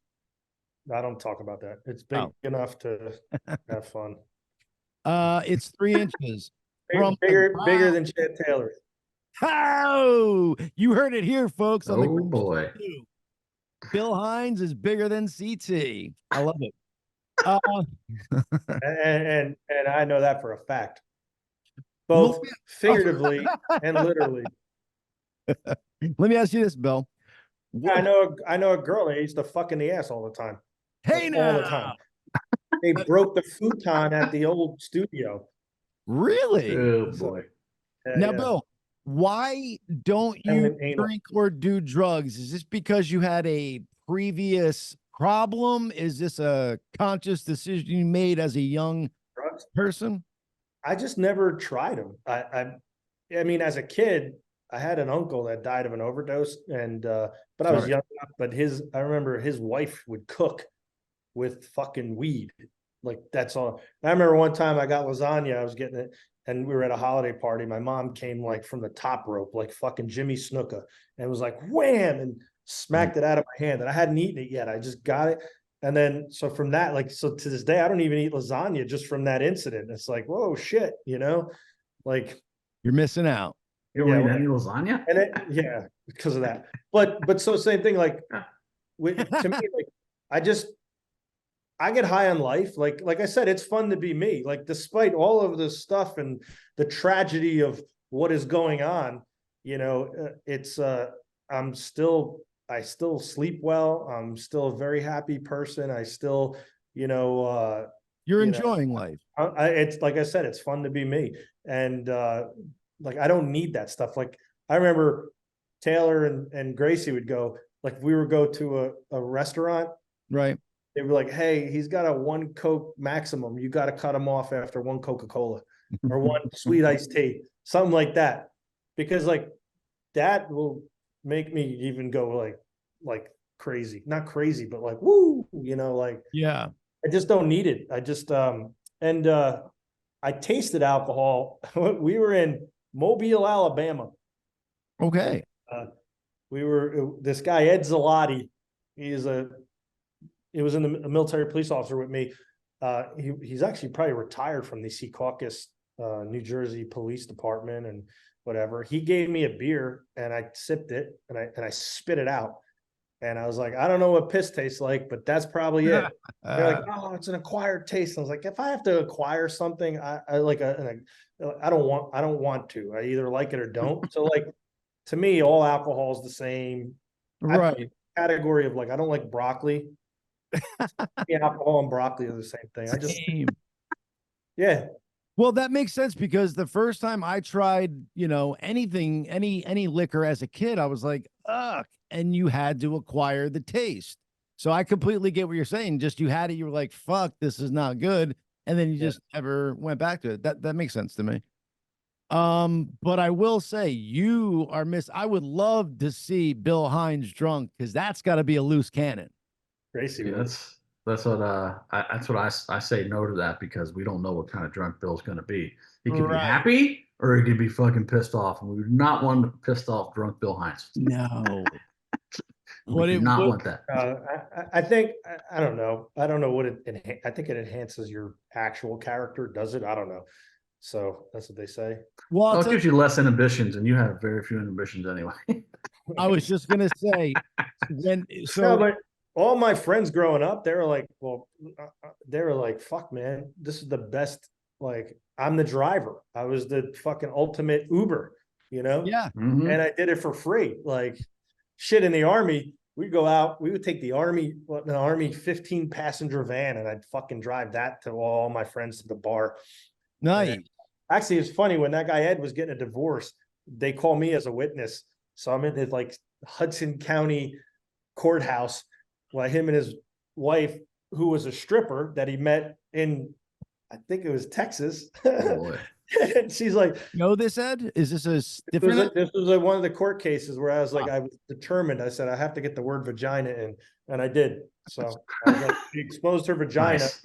And then to the judge, her lawyer was like, he's 18, he shouldn't have been there. And I was like, well, Texas is different. At the time, you can get into a strip club at 18. And the judge was like, well, he's fighting for our country, and he can carry a gun. So I'm not going to argue if he was allowed to be in there or not. The fact that he can describe it intelligently, Right. it's like that he was there. So he won that. So, Well, I completely get what you're saying with the you don't know what bill you're gonna get, and because like doing comedy, I cannot. pretty consistent though. Like you know, I mean, like people. That's the thing. Like you typically do know what bill you're going to get. I don't. I'm not talking about no, I alcohol meant or drunk, anything. drunk bill. You don't know which one you're gonna get, what you're gonna get. But, like I like to know how you stand in my life. You know what I mean? Like it's no surprises. Like Gracey will tell you that. Yeah. I was gonna say for me when I'm drunk, like I could say stuff that I totally don't mean, and totally like with comedy, I will not do it drunk. I will not do it stoned. Stoned, I get paranoid. But drunk, I could be saying and be belligerent and saying shit that like isn't funny, is kind of mean. So it's like I stay away from any of that. Why do you want to be paranoid though? No, I don't want to be paranoid. That's what I'm saying. I don't smoke. Then why get stoned? Why do I get stoned in general? Yeah, well, if that makes you paranoid, why would you want to be like home in your house paranoid? And it doesn't. No. But on stage, it could. I've tried it, and I'm like, oh shit. I get real introspective. Like, I don't know if this is, I'm just not sure of myself. That's what I mean by paranoid. Like, I'm not sure. I'm not confident. Like I am. I wouldn't want to take anything in my body that's going to make me unsure of myself. Right. I want to be certain. So, and same thing. Like I have friends that go, oh yeah, I take this every night to go to sleep and helps with my depression. I'm like, that actually gives you depression. So what, weed? Yeah. There's mixed things on that because there's all different strains. Like there could be one that rather be like this than right. But what I'm saying is some people use it medicinally. So rather than be on these SSRIs, they use weed instead of like the depression medication. Medical purposes, especially for like cancer patients and stuff like that. Absolutely. But like in PA, you can go to a doctor and say, I get headaches all the time. Oh, that's a chronic condition. Right. And they fucking give you a weed card. It's like, by the way, if you have that, you can't carry a gun. Is that true? Yeah. Well, how can they get like you can't even, I don't think, own one at that point. Well, because I think if public service announcements, so you don't purchase positions. Public service announcement. I think that if you don't have to answer honestly, because that's basically a HIPAA violation. Like, you don't have to tell them that you're taking this medicine because they can't look and find out the info because that's against HIPAA. Well, let's just say you have a car accident. And like you're driving and you're under the influence. It's still a DUI. Right. Whether it's alcohol or weed. Right. Driving impaired. And if you're driving impaired and then they do the checks and you're driving and you have a carry permit, carry permit, or even if you have a weapon, then that's a federal issue. I didn't even think about that, Bill. Wow. Yeah, so you shouldn't do it, Right. Yeah, you shouldn't break the law. That's another PSA. So if you're gonna do it, just carry it illegally. Just kidding. It's a joke. Or no, get the weed illegally. Yeah. There you go. Now you're thinking, Bill. Yeah, I'm kidding. Right. They all know that we just spew bullshit on this show, and if they don't by now, I hate the smell of it. What? If I'm in New York City or walking anywhere like Philadelphia and I smell, I don't like the smell of it either. I'm right there with you. Stupid like that. I'll be like, Jesus fucking Christ, blow that somewhere else. Like fucking like, or if I'm in an elevator with someone, I'm like, you guys fucking stink, you know that? Because they'll be hitting the dab pen or whatever the fuck it is. Oh yeah, I'm not shy about that. Well, so then this is for both. I said, well, then this is for both of you. Question. Do you like the smell of cigar smoke while it's burnt? No. No. I don't like that. I don't even like the smell of campfires. Now Well, that I like. not on your clothes though. I mean, I like the smell when I'm there, but once you're leaving and you just stank like it, it's like, ugh. But the reason why I asked is because I kind of don't mind the smell of cigars. I hate the smell of cigarettes. I And can't. my follow-up question to you both was, have you ever smelt weed before it's burnt, like just the actual bag? Yep. Yeah, I don't like that smell either. I don't like that smell either. Yeah. Nope, Wowzer. not a fan. Friends, I have friends that love it. They'll take the bag and they'll be like, and I'm like, nah, Yeah. Oh my God. When I was like 16 to 22, man, I would wake and bake, dude. Like I loved marijuana. Shows. Just Still a kidding. fan. Still a fan. But yeah, oh, it definitely shows. I I'm forgot just kidding. just talking about what were we talking about? No, but that does happen. No, it's hey, teach their own. Again, I don't judge, but like even what you're doing there, vaping, I just, hey, I won't do it, So You're so judgy. I'm not judgy. I'm saying I won't do it. You can do whatever you want. I feel the judgment. No, I'm just kidding. Yeah. How did I hear that? Did you guys hear that? Yeah. The little Great. repeat? Who has the YouTube on? Ah. Somebody. Chad's watching a whole nother show while he's on the show. Are you really, Chad? No. You guys are boring as fuck. I clicked on. I was. Can you hear me? Yeah. I clicked on one of the. I was on the Gracey 2 Facebook page. I clicked on something that was playing back. So, Oh. Yeah, it's probably like 7 to 10 seconds behind or something like that. yeah, it is. Yeah. Because someone made a comment. I was going to try to look at it, but then that started playing. That's what you heard. Dude, There's I want actually- to do that. God, I'm sorry, Bill. Well, for Restream, there's actually a chat feature it merges all in and you can respond. That's what Rob should be doing.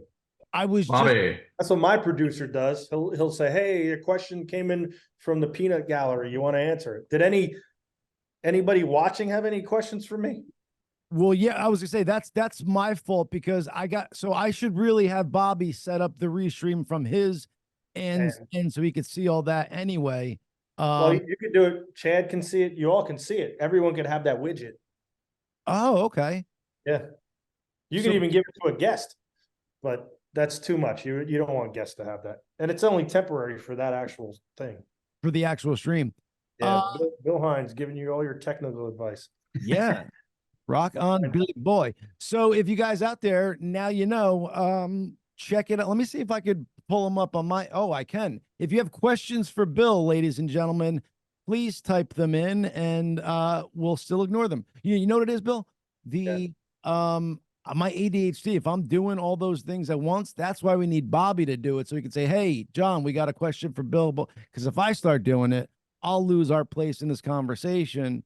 And, my brain's fantastical that way. Well, Chad Gracey, got any questions? What do you got? Off the rails. Yeah, What do you got Chad, for me, you got a Chad? question for the Billy? Oh boy, put me on the spot. Only my mama calls me Billy. Oh, I'm sorry, William. I don't know. Actually, only one person ever called me William. Who? So I'm gonna check for questions right now. Thank you, I'm brother. not allowed to say who. Actually, Bobby, I don't mind if you come off mute and ask the question. You know who, right? that Gracey? way. All right, that's what I'll do. Bill, we got a question coming in for you from an audience member. Should we say their name? Sure, yeah. Okay. I should be able to attack my accuser. Just kidding. Front. But yeah, so getting back to the Well, what's the question? I was gonna wait till he had it and then let him go. Okay. And until then, this way we had no lulls in the show. I was gonna do my spiel. I'm looking for questions right now. Okay. Let me clean my glasses. But and Bobby, you probably only I got this have, really nice microfiber. Bill, can you talk to That's me very about nice. that UFD? No, we're not Was talking about initial? No, we can't do that. Okay. that. We're not talking But he does have a nice UFD microfiber glasses cleaner. And Bill's not being get on the grid. he just get on the grid. I like that. Mhm. See? Yeah. Bill's not being secretive. He just has, I guess what would you call him? Law. issues that keep you from talking about certain things. So don't think I'm you not reading any questions directed to him right yet. okay. Maybe ask if anybody has questions so I could see. Nobody's really directing any questions. Okay. If anybody has questions, please keep them to yourselves. No, if you have questions, you could send them in to Bill. So Bill, with that New Year's Eve show, how does that come about to, and Chad, maybe you know about this, too, but I figured you were kind of behind the scenes to it. How does it come about to pick that venue and to It was free. because they're Oh, And so it's the only the owners of this, right, owned the Valencia Ballroom. right, And and they it's were a like- decent sized venue as well. Yeah, And yeah, it was it fit all the needs what we wanted to do. right. And he gave us a stupid price on the catering and the drinks. Like Nice. actually, I think somebody donated the alcohol, like meaning they paid him, but they're like, hey, take care of that. And we're like, all right, So yeah, a lot of people, like certain people knew we were doing it, but they were sworn to secrecy. So but yeah, I mean, that was a fun night too. So It was a fun night. It was great. absolutely. yeah. Okay, I got a question here. For Bill. Bill, is there any particular show that you remember as being the best live has sounded? Like one that you said, damn, these guys sounded phenomenal tonight. A set list that kicked ass, any particular show that you could remember that was really great. That was one of the questions. Nice. I would say when they were in Australia, they were. I got them. I got them because nobody wants to give me credit for shit. So I'm just usually I hate doing that, right, Chad? He'll know. Yeah. So Bill does not like to take credit for introduced stuff. them. Yeah, I introduced them to through my racing connections. I introduced them to a guy named Nathan down in Australia, and they wound up getting gigs at the Adelaide 500 and then the Gold Coast 600 and different races because there they were just playing Cold Chisel and Robbie Thompson. Is that guy's name Robbie Thompson or whatever his name is? Rob Thomas? Rob Thomas, that guy. Matchbox Right. 20. No, not Rob. No, fuck. What are you man. talking about? The Australian guy. There's lots of P. Australian Williams guys. or something like that. I I don't forget know. his name. Whatever. They just kept having like Cold Chisel's good down there, but they kept having. And so they're like, we want a different band for one of them, and live is like hugely popular down there. Like them and In Excess are like two of the top bands ever down in Australia as far as record sales goes. Wow. They paid them a shit ton of money, like I think $400,000 or something like that. Damn. Yeah. Actually, I have another question pertaining to that. Which was the highest fee that Live has ever been paid to play? I don't know if you could say it, but 2.2 billion in top line revenue. I don't. That's an inside joke. Like, That question would probably no. fall to me, and that I show being paid $400,000 for one show would probably be the top, but I don't know for sure. Well, think what about maybe in the 90s would have been bigger, right? Or you just had more higher paying shows. Yeah. I mean, I don't know if we had a higher paying show than 400, maybe. Yeah. I don't know. In the 90s, the ticket prices were not as big in the 90s, so your guarantees weren't as large, but you did a shit ton of touring, yeah. But you just did a lot of shows, so Well, not only was it that, you guys got first class tickets on Air New Zealand Airlines or whatever. Oh yes, yeah. When we flew down there, yeah. Mm-hmm. Yeah, 5-star hotel. we flew down there for one show. It was fucking great. I was like, yeah, I love flying those long haul flights. So I was like, okay, I'll fly to Australia for one show. Let's go. Yeah, yeah. I even the funny part is they only wanted to give them like 4 first class tickets or 2 or something like that. I was like, no, you gotta have the whole fucking band in first class. You can't just have like 1 or 2 dudes in there. Yeah. Right. Yeah. Ed and Chad, the songwriters of the band. Yeah. Wait, but Chad, what about that one show you played, the private show you did for Kim Jong-un? I thought he paid you a couple mil for that. Well, that's right. I forgot about that one. Dennis Rodman was there. Yes. He played So basketball. the other one, well, I'll tell you right now, there was a show in Pittsburgh that the Gracious Few did that I was just like, it fucking to this day blows me away. Like Sean Hennessy climbed up on a fucking speaker stack. It was fucking Oh, that was a good show. car, like just outta doing here. shit with it. Kevin Martin's fucking walking on the bar, fucking kicking shit. Like it literally was just like Chad Taylor was doing like crazy shit. Patrick was like, Gracey was going nuts. They extended songs to like where they were just jamming out. It was like the band just like punched you in your face. Yeah. Yeah. But I'd say even the Hershey show where they played with was it Guns N' Roses? Yep. That one, and then there was a Bethlehem show where they played with Bush, right? In Bethlehem or Allentown? Allentown, yeah, Allentown Fairgrounds. Yeah, that was good. So I think on those ones they came out, and again they were co-headliners, but they were like, well, they weren't co-headliners with Guns N' Roses, but with Bush they were. But literally, like live kicked the shit out of Guns N' Roses. Like the live show was so good, and then and like Fat Axel comes out and is just like screaming like a bitch. That show was the first show I played back with like full strength with my arm when I injured my arm. That show, I mean, wow. Taylor was amazing, Ed was amazing, Pat, like they were just like, yeah, that especially like when they did White Discussion and they extend it, man, like they just like Taylor goes back to his amp and he goes to 11 because it's one more louder. You ever see that? Fuck yeah, Spinal Tap. Yeah.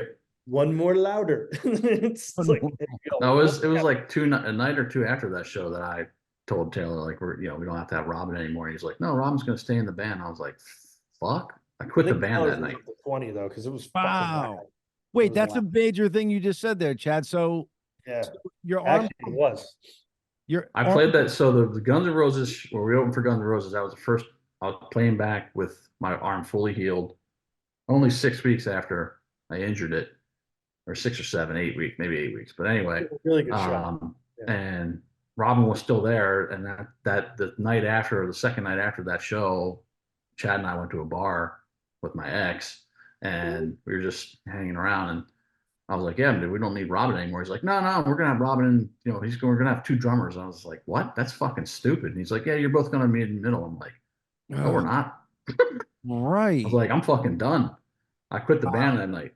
And then actually you did quit the band that night. And then Ed got involved, and they came to the compromise of me in the middle and Robin on the side. And I was just like, but then didn't they get rid of Robin and put Clint standing? Well, that was after we toured for a fucking year like that. It's fucking bullshit, I liked Clint though. He was a nice guy. I always use the analogy of like let's have 2 people give the same speech at the same time.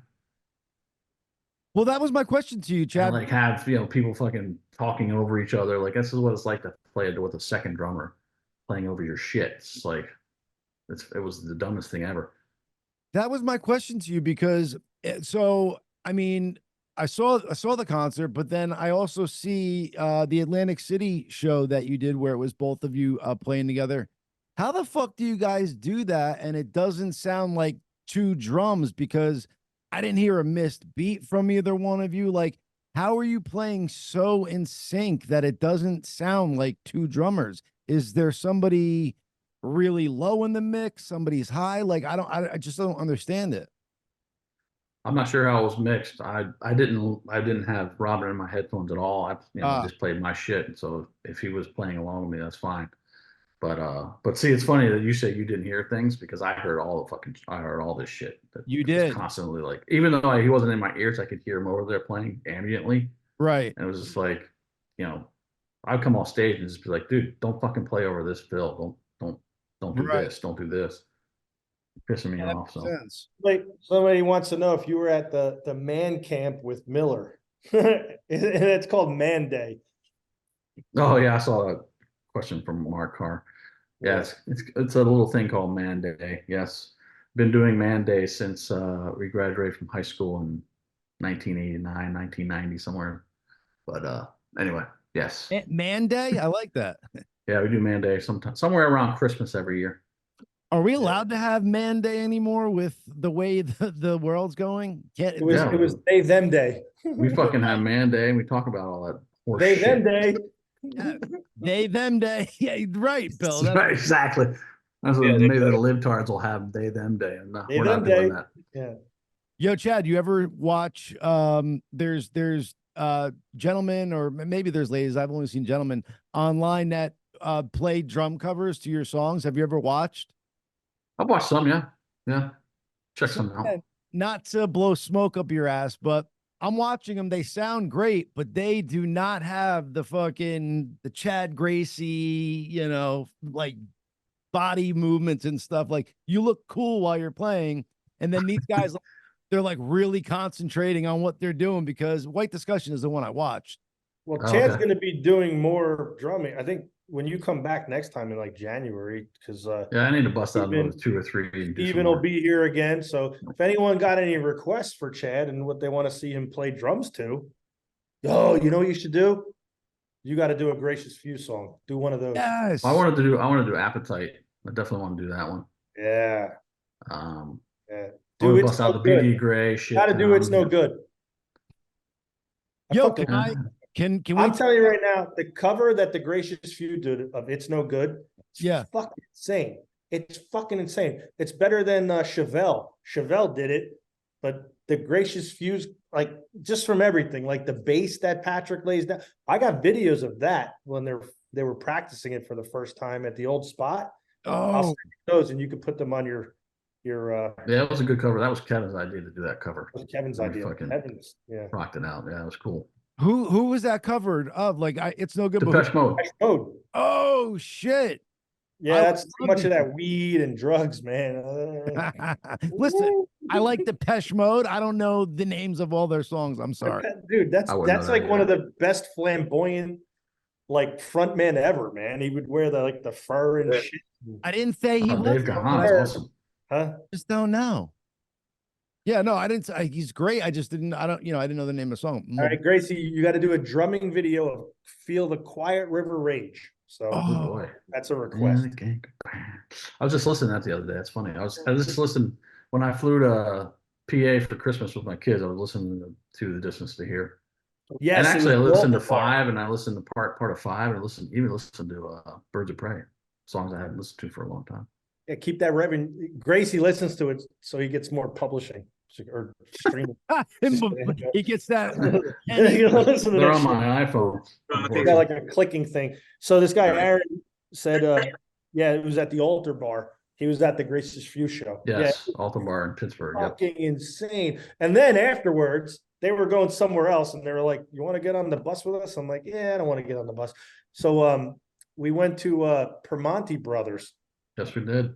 It's like those Yeah, Permonti Brothers. I'm sorry. the OG Permonti Brothers in Pittsburgh. We went there, and they were all shit faced, and I guess that's comfort food, but I wasn't shit faced, but that was pretty good. We were actually just at a Permonti Brothers, John. With, Yeah. Gracey, and they sit us at a table, and I look up, and on the wall of the Permonti Brothers in York, there's the band live, like a drawing of it. So then the manager comes over, recognizes Gracey, and is like, "Hey, can you autograph the wall?" And I shit you not, he ordered he autographed the wall. Oh shit! I wonder if I guess they maybe painted a seal coat over it or a clear coat over it or something. That's cool. I don't know. I autographed it. I took a video of it, so I'll send that to you. You guys can see that. But it's literally right at a table. That's dope. Hey, Yeah, Just some so- que- Go ahead, Bobby. Yeah, it wasn't Houston City, it was like Pittsburgh. This is a question for Chad. Did Mr. Karn have anything to do with you guys following your dreams? Or was it Rick from Cars? Or was it? What was the second part of that? The last part? Or was it Rick from the Cars? Rick from the Are you Cars. saying Don Karn? The band, the Cars. Are Yeah, they yeah. funny because the teacher's name is Carr, or I don't know. Karn. I think he's trying to be funny. I'm not Yeah. sure. Well, anyway, yeah. Don Karn was actually essential in putting us together. I mean, he was giving Chad and Patrick guitar and bass lessons respectfully, and and he knew that I was starting to play drums, and he was like, "Hey, you guys should get together." And we did it. We did our first practice, the three of us at Don's house in his living room. Oh, wow. What a legacy that guy has. I mean, you know what I'm saying? Like, let's just say I happen to be that teacher and I'm telling, friends or whatever. Oh, by the way, I had young Patrick Dalheimer, Chad Gracey, and Chad Taylor in my living room or house playing, when they were in like 7th grade. People are like, yeah, okay, dude. But Well, eighth grade, he actually encouraged us to do the talent show too, which is what that we won that talent. We won the talent show, the middle school Edgar Fall Smith middle school talent show in 1985. You guys won it?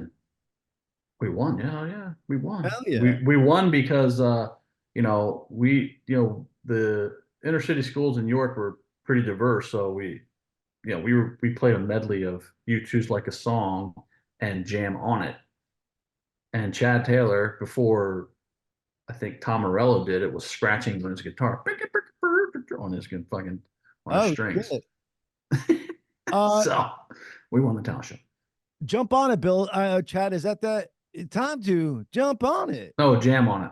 Oh, jam on it. By the band called Nucleus. Exactly.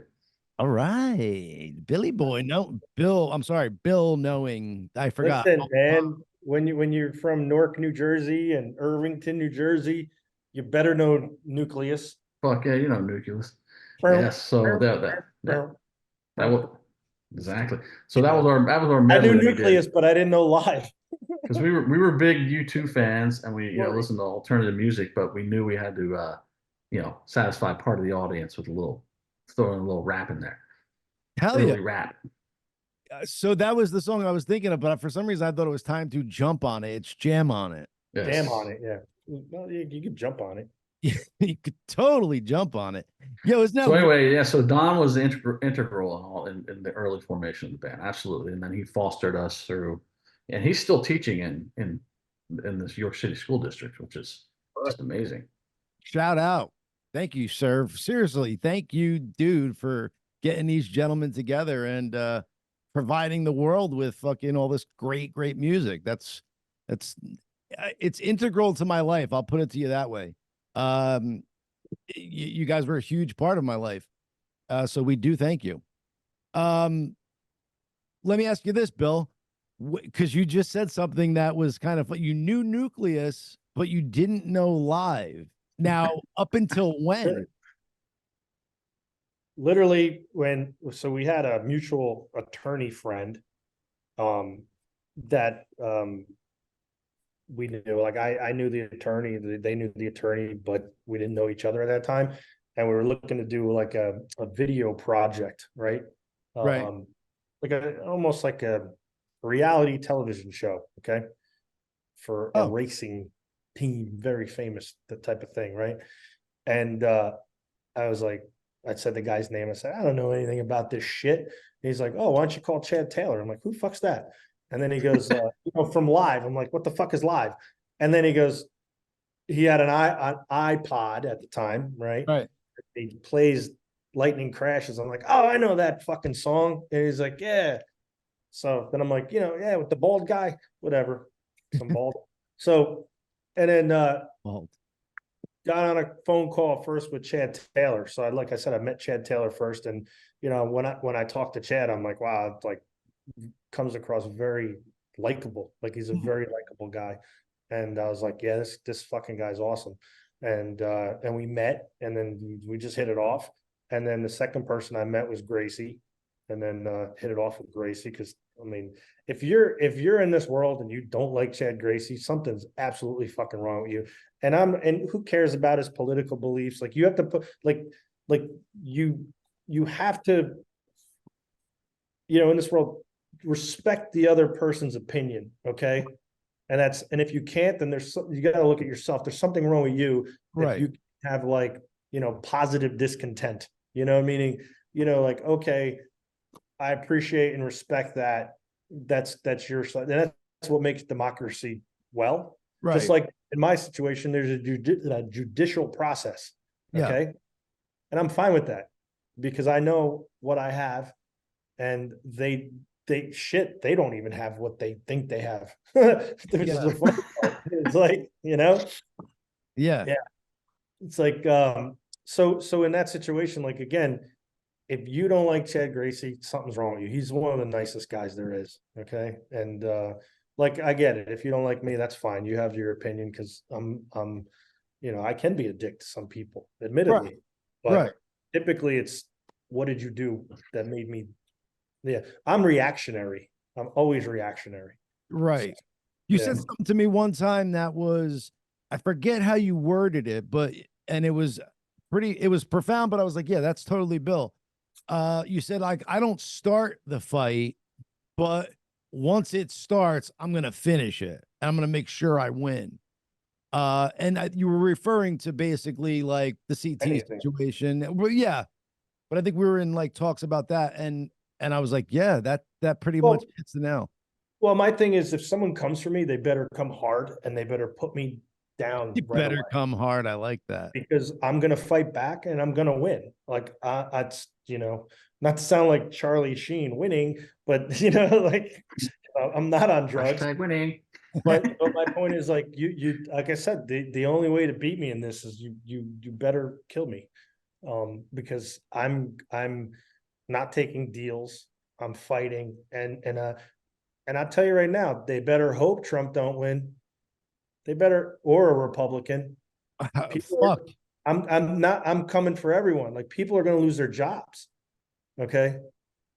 Well, I So- mean, we better hope Trump does win, or a Democrat does not win. Democrat. Did you hear Yeah, Democrat? 'cause they will research why you didn't do your job, if that was your job. If you had a job to do, and especially if you're in the FBI or state police, like, you should be held to a higher standard. And the fact that you do things to cover up things, and that's not right. Right. Just because, I hurt your feelings because I yelled at you. Like, you bet, if you don't have thicker skin as a law enforcement officer, if you were the kid that got bullied, so you became a cop, like, that job ain't for you. Right. Like, especially, I was joking with my friend. I got pulled over the other day, and it was for a bullshit reason, right? Well, I mean, whatever. It was, I think the registration on the car I was driving had expired by like a day or two. Was Whatever. it DWB, Bill? Not driving while black, driving while Bill. Was No, that- well, all my friends, I get pulled over all the time now. It's like they fuck with me on purpose, and I'm just like, yeah, now I know what it's like to be black. Like, and I was saying to one of my black friends, and he was like, yeah, that's what's up. He goes, yeah, but they didn't pull you out of the car and choke you. I was like, that's coming. It's like, it's like, whatever. And it's not all of them. Like I said, York City police, man, they're fucking on it, man. They do their job, and they got a really good police department here, and then most municipalities do. What drives me insane about all this stuff going down with Bill being, I don't know, I guess on the inside, or knowing what I know, right. is the amount of fucking lying that is being done on the other side is just tremendous. It's fucking wild to watch these people that I've known for a long time just completely fucking lie about shit. It's wild. I don't understand the motivation. I guess the motivation is they just have to, at this point, just get Bill for whatever fucking reason they deem to do that. But the lying that is being done is fucking insane. It's either ignorance or lying. Either way, it's ridiculous. And some of it is just blatant fucking lies that I've heard them tell, that they've signed affidavits for, that they put in court documents, that they fucking have said in person. I'm just like, are you fucking insane? Like, this is how you're interpreting the fucking past as a complete fucking lie? They're trying to rewrite history, but exactly, so much factual stuff that the black and white of the paper, and the digital trail is not going to allow anyone to rewrite history. I refuse to let you rewrite history. You know what I mean? So that's part of just my knowledge of the situation, and then just knowing that what the evidence is. It's just like, they picked the wrong motherfucker. You're going to sit here and tell that story that way, or say that this happened, or that certain people were in charge of other things. It's like, are you fucking kidding me right now? It's just wild, man. I feel sorry for Chad Taylor and Patrick. They think basically what happened to me is going to end what's coming for them. They they got a fucking tornado coming to hit them soon. So wait, Bill, so you can't delete stuff from Dropbox and then it just there's no trail of that? It just deleted forever? Oh, it's a funny story. I was on like my computer one day and it's like literally it's like Chad Taylor's deleting files. And then he's like, "Oh, Bill hacked my computer." No, asshole. That was a file I created on my Dropbox and shared with other people. And then he's in there deleting it, and we got that. And then his fucking retarded lawyer, I get a notification on Outlook saying such and such deleted this email, like because you can recall emails, or he tried to, but we had it. Yeah. So that's another funny one. It's like so they were like trying to like destroy evidence. It's so fucking stupid. All right, so Bill, go ahead, Chad. I'm sorry. Well, no, it's just that's just examples of what I'm talking about. Is like the deceitful shit that they're doing is like, well, I mean, it's like their hatred for Bill has eroded their fucking morals to the point where they're gonna start fucking erasing evidence and fucking telling shit that's just like completely not fucking true. It's wild. One of my friends who was a detective and he's a cop for a long time, great guy. I have a lot of cop friends, interestingly enough, and I support the cops of my whole life, you know. Same. And Blue, love you, Blue. And yeah, I do. And the thing is, he goes, Bill, some cops like take it under their own will, like they don't do their job impartially. They think it's like okay to catch a criminal that they think is a criminal by committing a crime. Right. So like, I know this guy's a drug dealer. Let me put a pound of fucking coke in his car. Like, again, those are probably less than 1/10% of all costs, but it only takes one to make them look bad. And if you're a law enforcement officer and you didn't interview everybody into the situation, a very complex situation, if you didn't get documents and data directly from servers and documents, and you let somebody's adversary just here, this is what it was, and you're like, okay, and you just take it at face value, maybe that's not a job for you, right? You know, like you just, you know, it's hey, it's okay to you know, just, you know, believe the billionaire and his henchmen, you know, it's easy to do that, you know. So things like that, it's and again, if people want to just read about the stuff and they want to make their, you know, opinions about me and they don't want to like me for that without actually knowing me. Like I said, people in the Atlantic City show were like, "Oh yeah, I met him." It's like, yeah, I don't remember you. Okay. I don't know who you are. And, or different shows or different times. Like if you're going to judge someone without actually meeting them and like talking to them, then hey, I respect that. That's fine. That's fine. You know, but it's not fine when it comes down to it, because that's what I think is wrong. That's their right, though. That's their right. And that's right. Honestly, you know, as a soldier, as I was in the military, like that's kind of what soldiers fight for. Like it's your right to have your opinion. Just like I was saying, you have the right to like disagree with Chad Gracey's politics. Okay. Yeah. Even sometimes I think he's like far, like, wow, that's really conspiracy. Like, you know, it's like, well, you're talking about conspiracy theories or being far right? Because I'm not far right. No, I'm just saying certain things. I'm like, okay, like, but again, I think again, there's people far right and far left. Like I like to consider myself in the middle. Like I've voted I'm actually a registered Democrat. It's kind of funny. But there's times I vote right, and times I'm like, I like to say I'm in the middle. I try to think at both sides and then make a decision that way. Like, you know, I like Bill Clinton. Yeah. Well, you just brought him up. Oh, he's just been named as being on the list of Epstein officially. Oh boy. Back then, I'm saying at the time, if that's true and he was doing that, then he's an absolute scumbag. Oh, he was on the flight logs 26 times, and now they just officially fucking announce it. Yeah. When was this? What's that? It's official, or is it from like some like far right? No, it's official. No, it's official. It's official.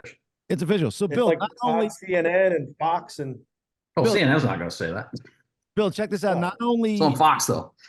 Yeah. Not only is it true, but it was to the point that Epstein had him by the balls, to the point where if you go to that island, he had a painted huge picture, like feet by feet, of Bill Clinton in a dress with lipstick on, because he was saying, and people are just walking by it, Bill's walking by it, and it was just to say, I own you, motherfucker. Because But do you know what dress he was in the photo? And the pink? Monica Lewinsky It's dress. Monica Lewinsky's dress, exactly. oh That's shit, why it's blue. Did you know about the plane? Chad, if your wife looked like Hillary, maybe you would. go ahead. I'm not blaming Bill for doing what he did. I don't know. He shouldn't have done it in the fucking Oval Office. If children are involved, then I'm blaming everyone for what they did. Well, I wasn't talking about that. I was talking about Monica Lewinsky. But no, being on Epstein Island, raping fucking 14-year-olds. That should be the death penalty. Fuck you. And shoving cigars in people's ass is not a sexual relation. Bobby, what were you going to say? I was going to say Epstein even had a painting of Bush, George W. Bush, with paper airplanes and the Twin Towers right by him. Yeah, and I've seen that one he's on the too. floor like a little kid He was playing with there the too. planes. And it's what? What's He that? was there too. I don't think so. No, George Bush is in the picture. No, and the right. Twin Towers are in the background. And George Bush is playing with paper airplanes in the painting. Right. But I think that was done after 9/11, and I don't believe Bush was on the island. Yeah, but John, We don't know yet. Someone could paint you at a fucking yeah. brothel, and that doesn't mean you're there. Oh, I was It doesn't there. mean anything. Yeah, that's true. So, Like somebody somebody could paint Robert Kraft at a massage parlor in Florida. That doesn't mean he was there. He was. So I have another question for you before we wrap this up. But Bobby, can you give us one more question from a fan? Oh yeah. For Bill. Who? For Bill. For you, Bill. Yeah. Are you just a close friend with the band, or did you work with Live personally? How did you guys meet? How did Well, you again, guys? we started off like a business through that video production company. They used to own a company called Aurora Creative, which Chad Patrick and Island Park. yeah, like, they hated Chad, so they kicked him out, Taylor. That was a successful exit. And then we just became, and then we became friends. Then if Chad gets kicked out of a company, it's called a successful exit. Yes. So we just became really good friends. Like, I'll tell you right now, like Chad Taylor was one of my best friends. Like, we came into this building every single day. We worked together on lots of different things. And like I said, I would have ran through a brick wall for him, and that's that. And then became really good friends with Chad Gracey. I'd say acquaintances / okay friends with Patrick, but that's just Patrick's demeanor is like, he just really just wants to be at home. Yeah, just like be by himself. And like Patrick being how you just take a camper out into the wilderness by himself and just smoke his weed and chill and just be and go fishing, like, and that's fine. That's his personality. Friendly with Ed as well. And so never worked for them officially. Like, I remember one time we were at a restaurant, they're like, "Oh, I heard you're Live's manager." I'm like, "I don't fucking pay enough." Like, I'm not Live's manager, They don't even pay their one manager. That's why the manager sued him for that. Sorry. Sorry, Chad. Hey now. You heard it. David Sestak. Like, oh boy. Just kidding. Hey, like I said, I keep it real. So like really real. No, but other than that, I'm just So friends more than business partners, even though friends. Yeah, but we were, and honestly, if you can get a good mix in business, if you can become friends with partners, and that really is like the special sauce. That really is like where you can create magic, because when you're working, you're not just, you actually you're excited to go into work, because next to you, shoulder to shoulder, is somebody that cares and has the passion that you have.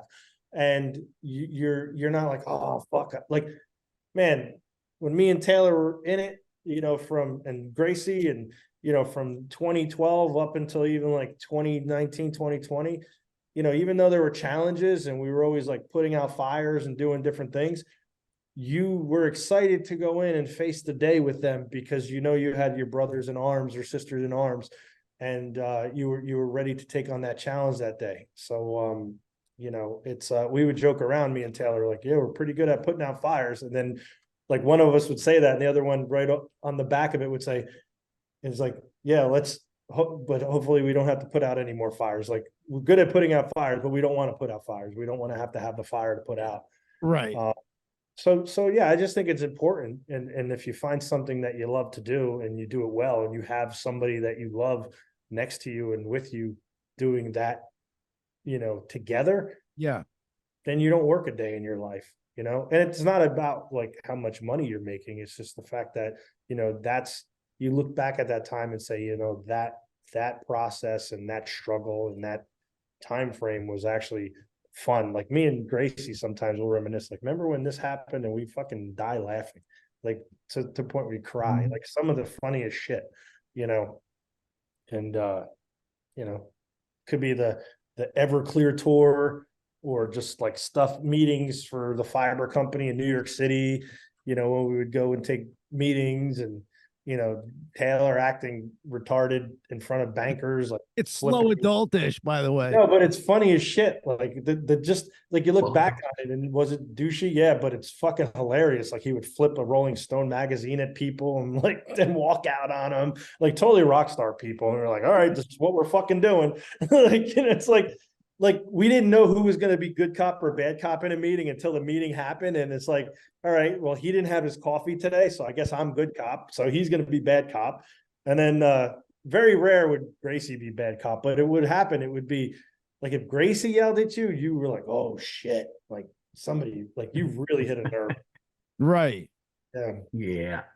I go from 0 to fuck in about, 0 to pissed off very, very fast. But but I remain calm the whole time. I was to say, but it takes you a while to get there. But once that you're getting to pissed off, you go from 0 to pissed quick. Yes. Yeah, because you don't just fly off the handle. Like I've never witnessed that. So again, I don't want to get too personal here, Bill, but just so I know, are you single? Do you have any kids? Like, what's that life like for you? Well, I have 3 daughters who are like my world to me, and anyone that's ever known me, they know, like, and they're all in college, so pray for me. Yeah. Very, very, very expensive. I'm not going to say where they go to school, but one's in PA, one's down in like the Virginia area, and then one's down in Florida. Wow. So I visit all of them often, so I'll make it a point to like go out to different areas.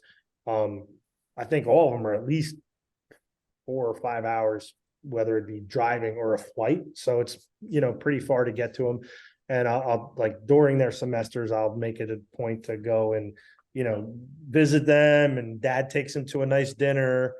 Cause like, if they're out on their own, I'm like, you got the meal plan, all you can eat. Right. So it's like, it's like they want to go to a good soup place. Then that's when dad comes, I just can't imagine Big Bad Bill raising 3 lovely ladies that are going to college. Like that doesn't fit the narrative. Well, yeah, and actually, so one of my daughters is going to she's definitely, the oldest is in for business and marketing, and the middle one wants to be an ear, nose, and throat surgeon. And oh wow, she's like, it's funny. She's not intellectually the smartest of my daughters, but she works the hardest. So she's got a perfect 4.0 grade point average.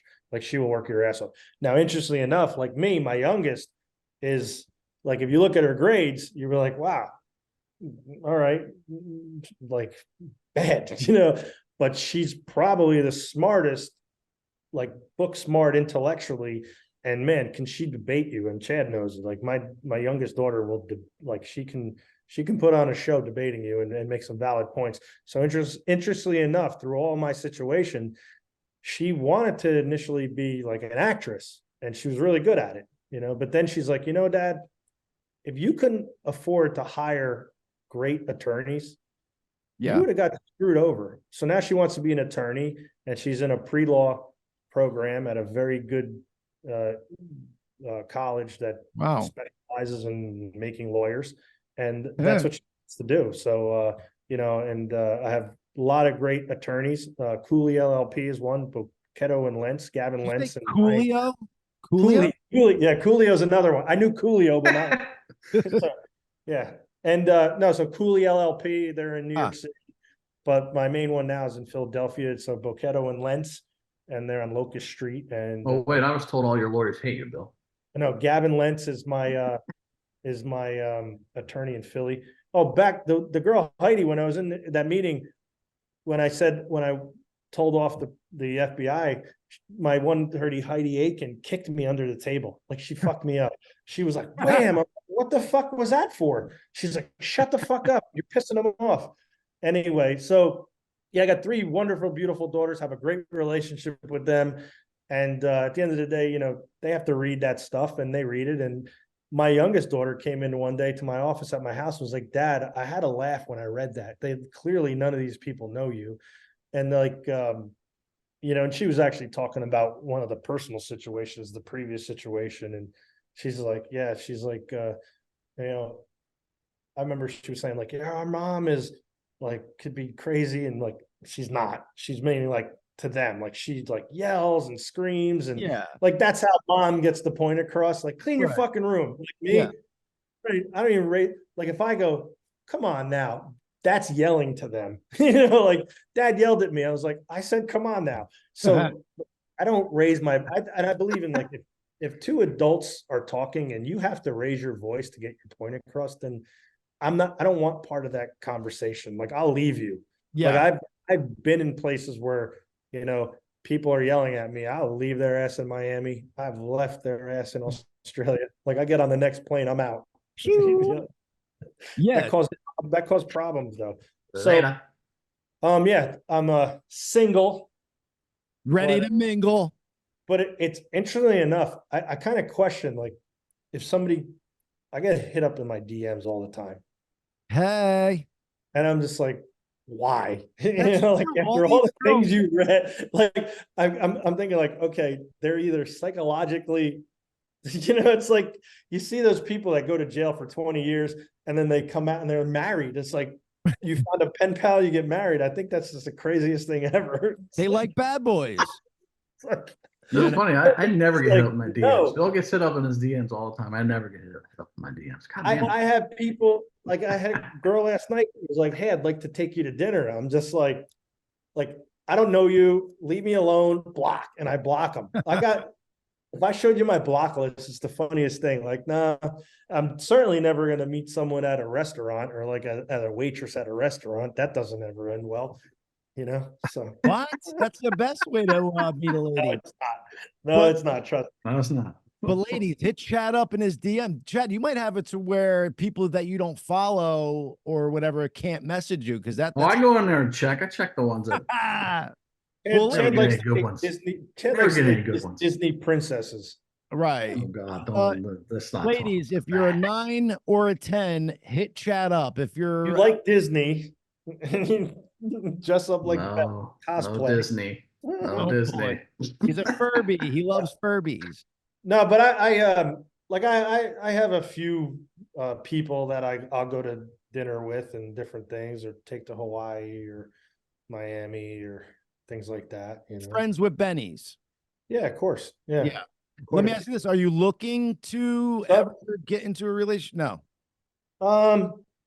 Oh, I thought you said no. I'm sorry. No, I didn't say no. I mean, that's right now I'm focused on my children first, then my business is second. And then honestly, the legal stuff third, because I'm not worried about it. I trust the team. I trust my attorneys. Oh, Jonathan White up in Detlef and blah, blah, blah in Harrisburg. So that's another one of my attorneys. Shout out to. So I have a really good legal team, and I know I'm very confident in my all of that stuff. Like, I'm gonna win. It's not even a question of when. And my friends that know me, that when I say that with such certainty, they know it. They know it. So, yeah. So, but again, I'm not, that's like a distraction, you know what I mean? Getting into like some type of relationship. And, you know, it's okay for people to be like, first it's okay to be by yourself or with you. There's too many people in this world that like, if the minute they break up, they're just like looking for the next thing to hook onto. And that's not always healthy. Like you have to take time for yourself and be your own person. And, you know, all too often people latch on to someone and almost like their life becomes your life. And that's not healthy. Like you have to find yourself first. Not that I ever was lost, but you know, when you have if you're in a relationship or something traumatic happens, like at first you have to do your own housekeeping, I believe, and that's important. So I think the fact that, you know, people automatically like, and I'm not saying don't have sex, you know? Like, let's be clear. Yeah, let's be clear. Like, you know, like, whoa, like flip it around. But I'm saying that emotional connection, you know? Yeah. You know, it's almost like one of my friends was like, yeah, you know, I, you know, date girls and date, you know, whatever. And I just, you know, or I've had girls say this too that are friends of mine. That it's like, yeah, I just use actually the girl's the one that said this. She goes, yeah, I just use a guy as like a prop, like he's a toy. Wow. Does she like know? meaning like instead of buying a toy, I just go and date a guy and that's my toy for the night. And I make it known, like, I'm not interested in getting into a relationship with you, but we can have fun. And fun could be going to Six Flags and riding a roller coaster, or it could be going and to, you know, or she could go to Chad's house and ride him. Right. Yo, Bill, that's funny you said. So before I was married, when I was single way back in the day, that used to be my line to it wasn't a line. I was being honest, but it turned into a line that worked out well. I would say, hey, listen, you know, just, you know, as we're leaving a place, going back to each, you know, one of our places or something, I would say, listen. Shout out to Patrick Dahlheimer watching, you know. Hey, Patrick, pleasure to still love you. Still love you. You're still getting sued. You're still going to lose that lawsuit, but I still love you. So should have settled when you had the opportunity. I love you too, Patrick. There was that opportunity. Yeah. Look at, they all watch. They all watch. How do you know Back this? to your opening statement, John, and I suggest you go watch from the beginning. Yeah. Everyone, you were saying like that girl was going off on you because Chad Gracey's the real star. Yes. This is the real star. They all watch me. They write about me.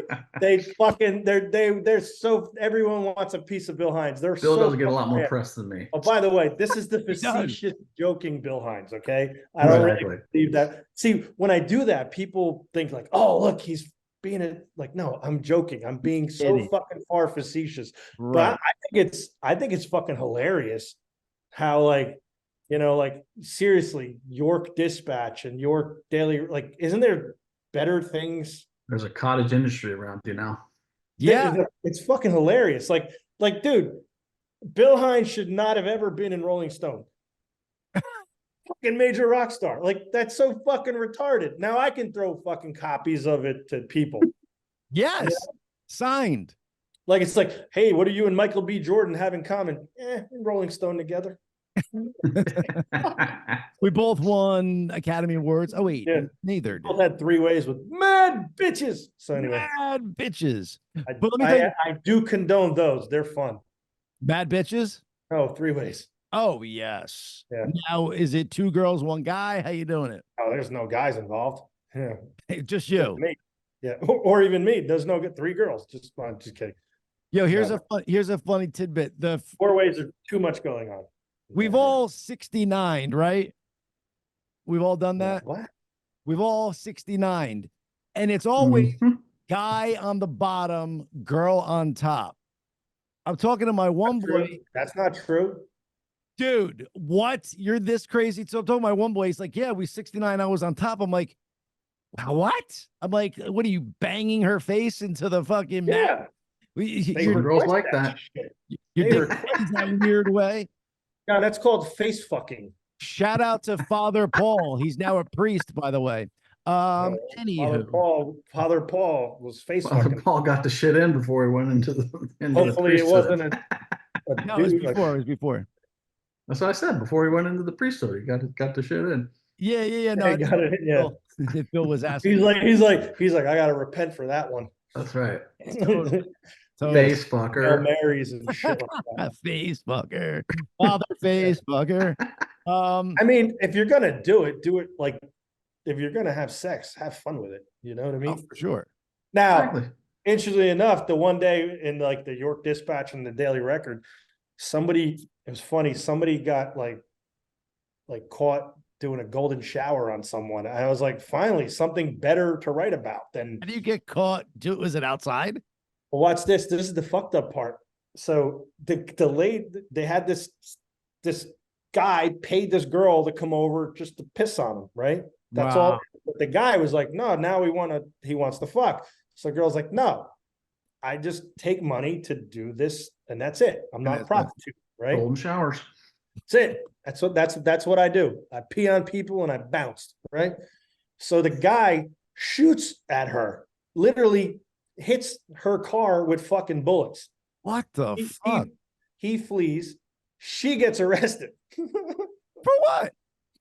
Well, because Prostitution, basically. well, yeah, for that, but she was kind of she didn't want to tell the cops, like, yeah, the guy paid PM. Yeah. piss on him.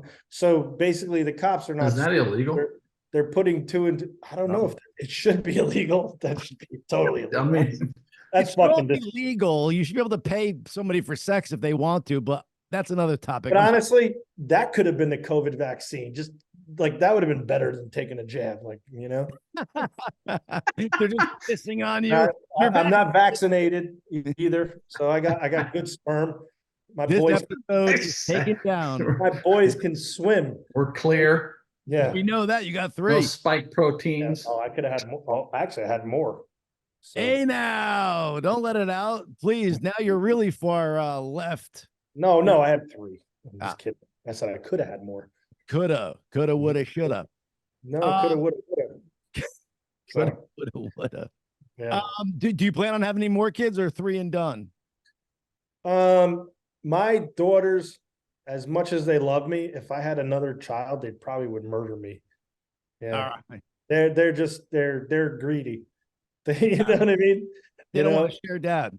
Yeah, I mean, when the second one was born, my oldest, literally, she must have been, their mom's holding her, my ex-wife's holding her, and my oldest just kicks my middle one in the head, like rang her.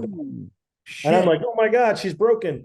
So I was like, literally everyone, even my ex-wife was like, she's okay. It's fine. Babies are resilient. I rushed her to the hospital just to get her checked out. And the doctor's like, you're one of those parents, huh? Like, I'm overprotective. Uh-huh. And then when my youngest was born, the older 2 were always like conspiring, like, how do we get rid of her? It's like That's right. They didn't figure it out. No, they didn't. And I won't allow them. So Yeah. it's funny when you have the dynamic of the 3 kids, like 2 of them will always gang up on one, and it's always a different 2.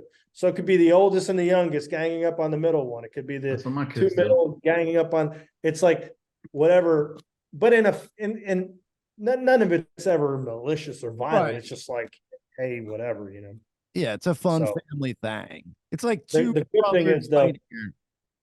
so I had 3 sisters growing up, right?